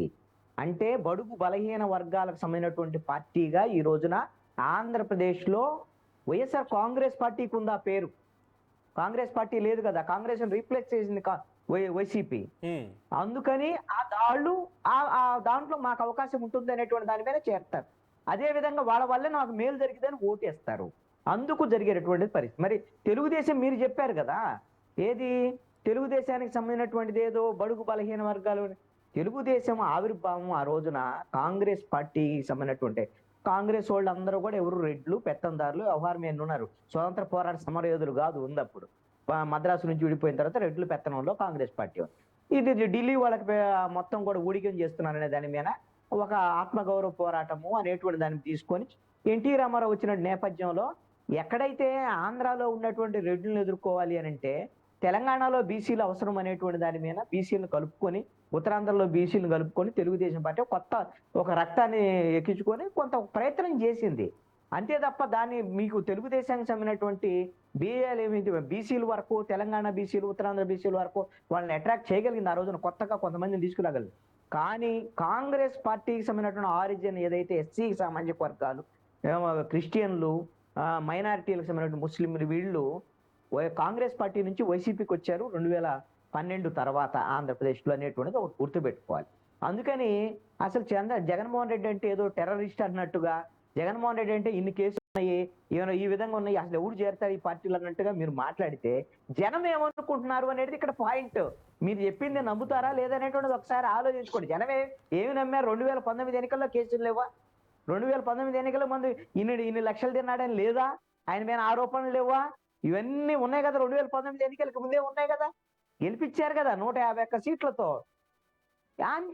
దానికి మీరు అసలు అసలు రాజకీయాలకే పనికిరాడని తెలుగుదేశం వాళ్ళు మాట్లాడి మనం మాట్లాడితే కుదిరేటువంటి పని కాదండి. ప్రజలు ఏం ఆలోచిస్తున్నారు, ఏమి అన్న పునీతమైనటువంటి పార్టీ తెలుగుదేశం పార్టీ ఏమన్నా ఉన్నటువంటి వాళ్ళకే రాజ్యసభ సభ్యులు ఎవరంటే వాళ్ళకి రాజ్యసభ సభ్యులు డబ్బులు ఉన్న వాడికి తీసుకొచ్చి ఇస్తారు, వాడు తర్వాత అయిపోయిన తర్వాత వెళ్ళిపోతాడు తెలుగుదేశం పార్టీలో. వాళ్ళ పార్టీలో వచ్చిన రాజ్యసభ సభ్యులు ఒకళ్ళు మిగిలిన చెప్పానంటే అందరూ వస్తారు, డబ్బులు ఉన్న వాళ్ళు వస్తారు, తీసుకుంటారు, రాజ్యసభ సభ్యత్వం అయిపోగానే వెళ్ళిపోతాడు పార్టీని వదిలిపెట్టి. అందరూ అలాంటి వాళ్ళే కదా. అన్ని పార్టీలు అలాగే ఉన్నాయిలేండి, కొత్తగా ఒకళ్ళని అనేది ఏం లేదు. కానీ కాదు, వరలరామయ్యకి ఇస్తారు అని చెప్పేసి 1-2 సార్లు రాజ్యసభ ఏమన్నా వచ్చినా రాలేదు. ఇప్పుడు రాజ్యసభలు ఖాళీలు అవుతున్నాయి, వైసీపీ వాళ్ళు వచ్చి రాజీనామా చేస్తున్నారు, తెలుగుదేశం పార్టీ రాబోతున్నాయి. వరలరామయ్యకి ఏమన్నా ఒకటి ఇస్తారని చెప్పాను. అది వాళ్ళు నిర్ణయం తీసుకుంటారు, పాలిట్ బ్యూరో సభ్యులు కాబట్టి తీసుకుంటారు నిర్ణయం. ఎలాగో కుటుంబంలో అదే అంటే ఆయన పాలిట్ బ్యూరో సభ్యుడు, ఆయన సీనియర్ లీడర్ కదా. రాజ్యసభ ఇప్పించండి శ్రీనివాస్ చౌదరి గారు, మీ చౌదరి గారు ఎమ్మెల్యే ఇచ్చారు. ఎవరు దోళది, ఎవరు రాజకీయం వాళ్ళదండి. వాళ్ళ కొడుకు పామర్లో పనిచేశాడు, ఆయన రాష్ట్ర వ్యాప్తంగా పనిచేశాడు, ఆయన రాజకీయం అయినా ఎవరు రాజకీయం వాళ్ళదే కదా. ఎప్పుడైనా ఒకరికన్నా రాజ్యసభ పంపించి అరే బాలయోగి లాంటి వాళ్ళని మీరు స్పీకర్ని చేశారు చెప్పుకోవడానికి అవన్నీ మళ్ళీ ఓదంటల్లా. ఎప్పటిప్పుడు పనిచేసే వాళ్ళకి ఆ విధమైనటువంటి చెయ్యాలండి. నేను అందుకనే మీరు వైఎస్ఆర్ కాంగ్రెస్ పార్టీని అసలు ఆ పార్టీయే ఉండదో, ఆ పార్టీయే లేదు, అసలు ఆ పార్టీ ఉండకూడదు, నేరస్తుల పార్టీ అని చెప్తాడండి చంద్రబాబు నాయుడు ముఖ్యమంత్రి. కాబట్టి నేను ఒకటి అడుగుతాను, నేరస్తులు అంటే ఎవరండి? నాకు అర్థం కాదు. నేరారోపణలు ఎదుర్కొంటున్నాడు జగన్మోహన్ రెడ్డి, చంద్రబాబు నాయుడు కూడా నేరారోపణలు ఎదుర్కొంటాడు. ఇద్దరు ఒకటే కదా, ఒక కేసులు ఉంటే 2 కేసులు 3 కేసులు, ఏది తేడా నాకు అర్థం కాదు. నేరస్తులు మనం చెప్పే దాంట్లో కూడా ఏదైనా నమ్ముతారా లేదని చెప్ప. నిన్న జగన్మోహన్ రెడ్డి గుంటూరు వచ్చి నోటికొచ్చిన అబద్ధం చెప్పినట్టు అనమాట. ఇప్పుడు మేము పార్టీ ఆఫీస్ తెలుగుదేశం ఆఫీస్ దగ్గరకు పోతే ఏదో ఇద్దరు తొక్కిస్తలాడు జరిగేది. అట్లాంటి అబద్ధాలు చెప్పాడు కాబట్టి, అలాంటి పనులు చేశాడు కాబట్టి జగన్మోహన్ రెడ్డికి 150 పోయి ఆ మధ్యలో 5 పోయి 11 అందుకని ఏ మాట్లాడకండి, నోటికొచ్చిన మాట్లాడటం వల్ల నష్టపోతారు. ఎగ్జాక్ట్లీ ఇక్కడ చెప్పాలి అంజనేయులు గారు. సార్ పవన్ గారు ఒక విషయం చెప్పాలి సార్. చెప్పండి. ప్రజల్లో మార్పు రానంత కాలం రాజకీయ పార్టీలు అలానే ఉంటాయి. ఇక్కడ నేను విభేదిస్తా. ఎందుకంటే టెక్నాలజీ ఎంత ఎవాల్వ్ అయింది ఏంటనేది అందరికీ తెలిసిందే. ప్రజల్లో మార్పు రానంత కాలం అంటే వాళ్ళు బురద పోస్తారు, మేము కడుక్కుంటాం, మేము బురదేస్తాం, వాళ్ళు కడుక్కుంటారని మీ పంధాలు మీరు మార్చుకోకపోతే ప్రజలు మారాల్సిన అవసరం లేదు. ఇక్కడ ప్రజలు మిమ్మల్నే మారుస్తారు, అది ఏ పార్టీ అయినా కానివ్వండి. ఇక్కడ మీ పందాలు మార్చుకోవాలి. ఇక్కడ మనం అబద్ధం చెప్తున్నామా కాదు, ప్రజలకి మనం అబద్ధం చెప్తున్నామా, మనం తప్పు చేశామా లేదా అనేది నిజాయితీతో ప్రజల ముందు ఉంచగలిగితే ప్రజలు ఆదరిస్తారు. మేము అబద్ధాలే ఆడతాం, మేము అబద్ధాలే చెప్తాం, మా ప్రాతిపదిక అబద్ధాలే, తప్పుడు ప్రచారాలే, తప్పుడు ఆరోపణలే, ఇవే అనుకుంటే ప్రజలు ఆదరించరండి, అందులో డౌట్ లేదు. ఇప్పుడు కేసులు అన్ని పార్టీల్లో ఉన్నాయి, అన్ని పార్టీ నాయకులు కూడా కేసులు ఉన్నాయి.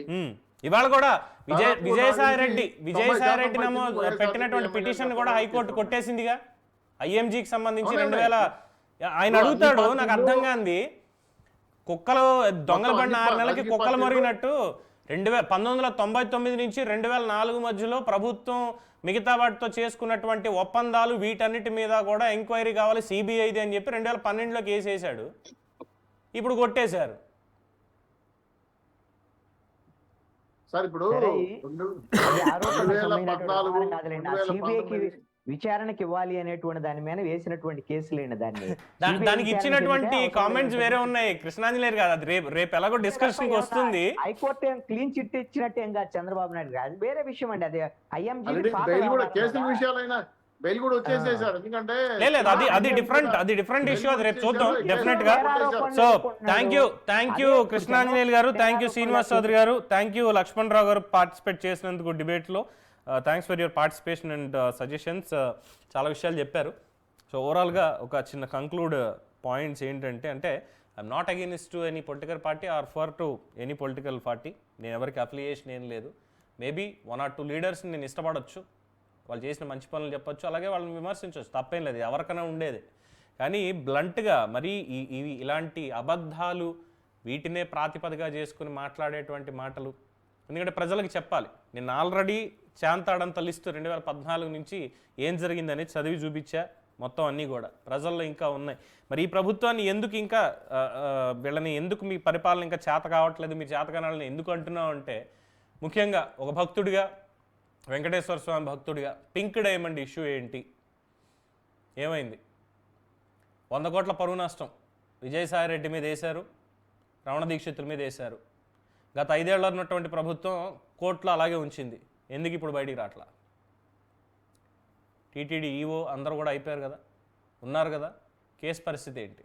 పింక్ డైమండ్ మీద ఆరోజు చేసినటువంటిది ముఖ్యంగా విజయసాయి రెడ్డి. చంద్రబాబు నాయుడు గారి కోడలు నారా బ్రాహ్మణి మెడలో ఉంటుంది ఆ పింక్ డైమండ్, దాన్ని జెనీవాలో పింక్ డైమండ్ వేలం కూడా వేసేశారు. ఆ పోర్ట్ నగలన్నీ కూడా చంద్రబాబు బెడ్రూమ్లో ఉంటాయి. వాటి మీద ఏమైంది? కేసు ఏమైంది? తీయాలి అంటే వైసీపీలో చేరడానికి గల ఆ లక్షణాలు కృష్ణాంజనేయులు గారు చెప్పినట్టు డబ్బులు మంది దండిగా ఉన్నాయి. లిక్కర్ డిజిటల్ పేమెంట్స్ లేకుండా క్యాష్ పేమెంట్స్, మరి ఎక్కడికి వెళ్ళింది ఏంటనేది. అలాగే లిక్కర్కి సంబంధించి వాసుదేవరెడ్డి రేపు అప్రూవర్ అవుతాడు, బయటకు వస్తాయి ఇలిసిట్ లిక్కర్ ఏం చేశారు అనేది, దానికి సంబంధించి ఆవ భూములకు సంబంధించి ఎంత సంపాదించారేంటి, ఇలాంటి అవినీతి చేసినటువంటి సొమ్ము ఉంటే రేపొద్దున నేను కూడా అవినీతి పరుణ్ణి అయితే నేను కూడా రాజకీయ పార్టీ పెడతా, ఓ 25-50 ఏళ్ల పాటు నేను నడిపిస్తానని చెప్పి. సిద్ధాంతాలు కాదా? అవినీతేనా? అక్రమాలేనా? లోబర్చుకోవడాలు ఇవేనా? లేనిపోని రాద్ధాంతం చేసి కావాలని రాష్ట్రంలో ఇక వీళ్ళని భయపెట్టాలి, ప్రజాస్వామ్యం అనేది లేదని చాలా చక్కటి మాట అన్నారు కృష్ణాంజనేయులు గారు ఇందాక. యాక్సెప్ట్ చేస్తున్నా. అదే పాయింట్ని, ప్రజాస్వామ్యం లేదు కాబట్టి మనం ఏం చెప్తే అది జరగాలి అని చెప్పి తన తల్లిని కూడా అవమానించేలాగా ఎవ్వరు అనలే. జగన్మోహన్ రెడ్డి తల్లి గారైనటువంటి విజయలక్ష్మి గారిని ఎవ్వరూ అనలా. ఒక్క మాట తోలనాళ్ళ ఆవిడ్ని. జగన్మోహన్ రెడ్డి కావాలని, మరి సజ్జలు చెప్తే అన్నాడో లేదంటే రాసిచ్చిన స్క్రిప్టులు అలా ఉంది కాబట్టి గుడ్డెద్దు చేలో పడినట్టుగా కళ్ళు మూసుకుని చదివేశాడో, చదివేసి తన తల్లిని తానే తిట్టుకున్నాడు 1కి 2 సార్లు. సారీ, ఎన్నికల ప్రచారంలో కూడా చాలాసార్లు మాట్లాడాడు, నన్ను ఇలా అన్నారు మరి అదని చెప్పి.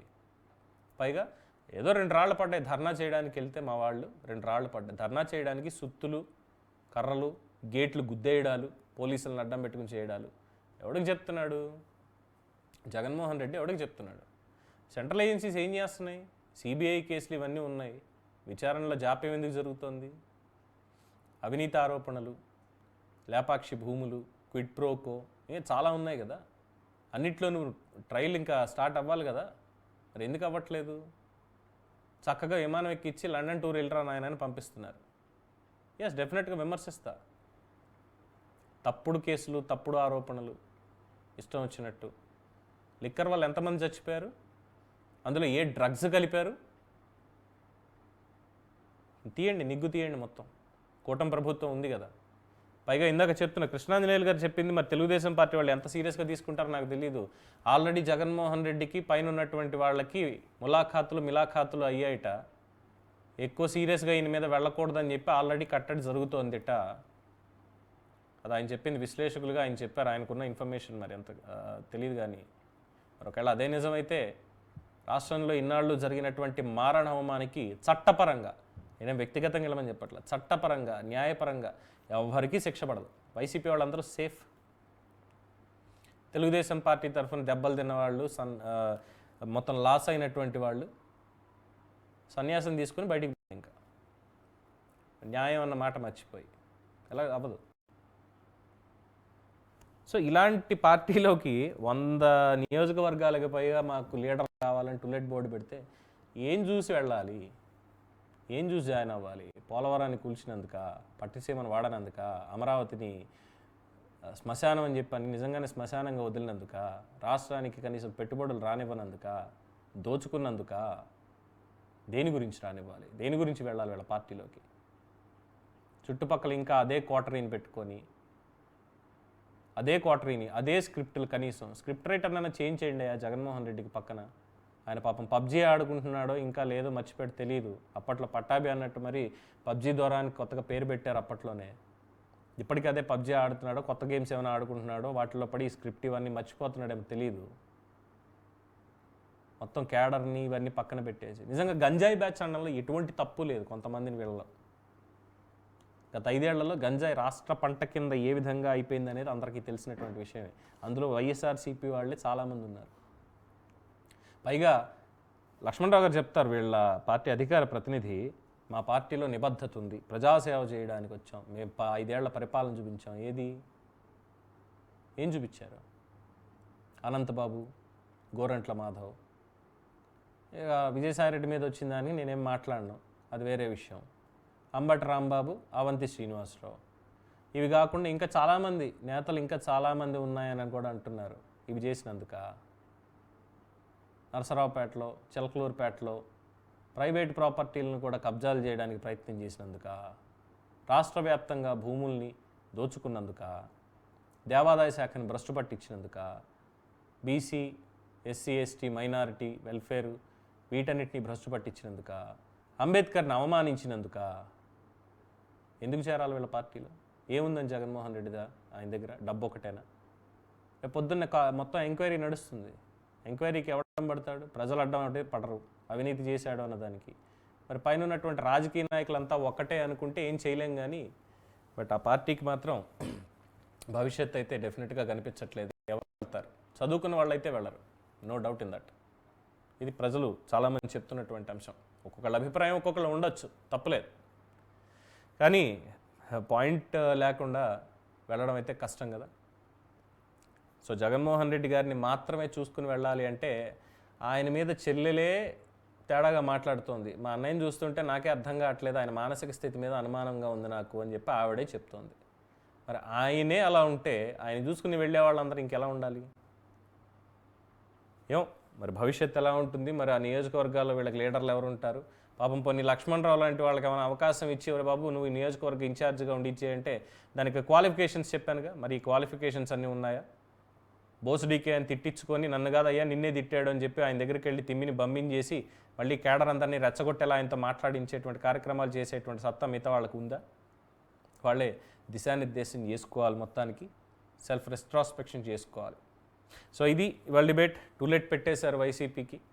మేబీ రేపు పొద్దున్న ముఖ్యమంత్రి అభ్యర్థి కూడా కావాలేమో అని ప్రకటనలు ఏమైనా వస్తాయేమో వేచి చూడాల్సిందే. చూస్తూనే ఉండండి న్యూస్ 360. నేను మీ పవన్ కృష్ణమూర్తి.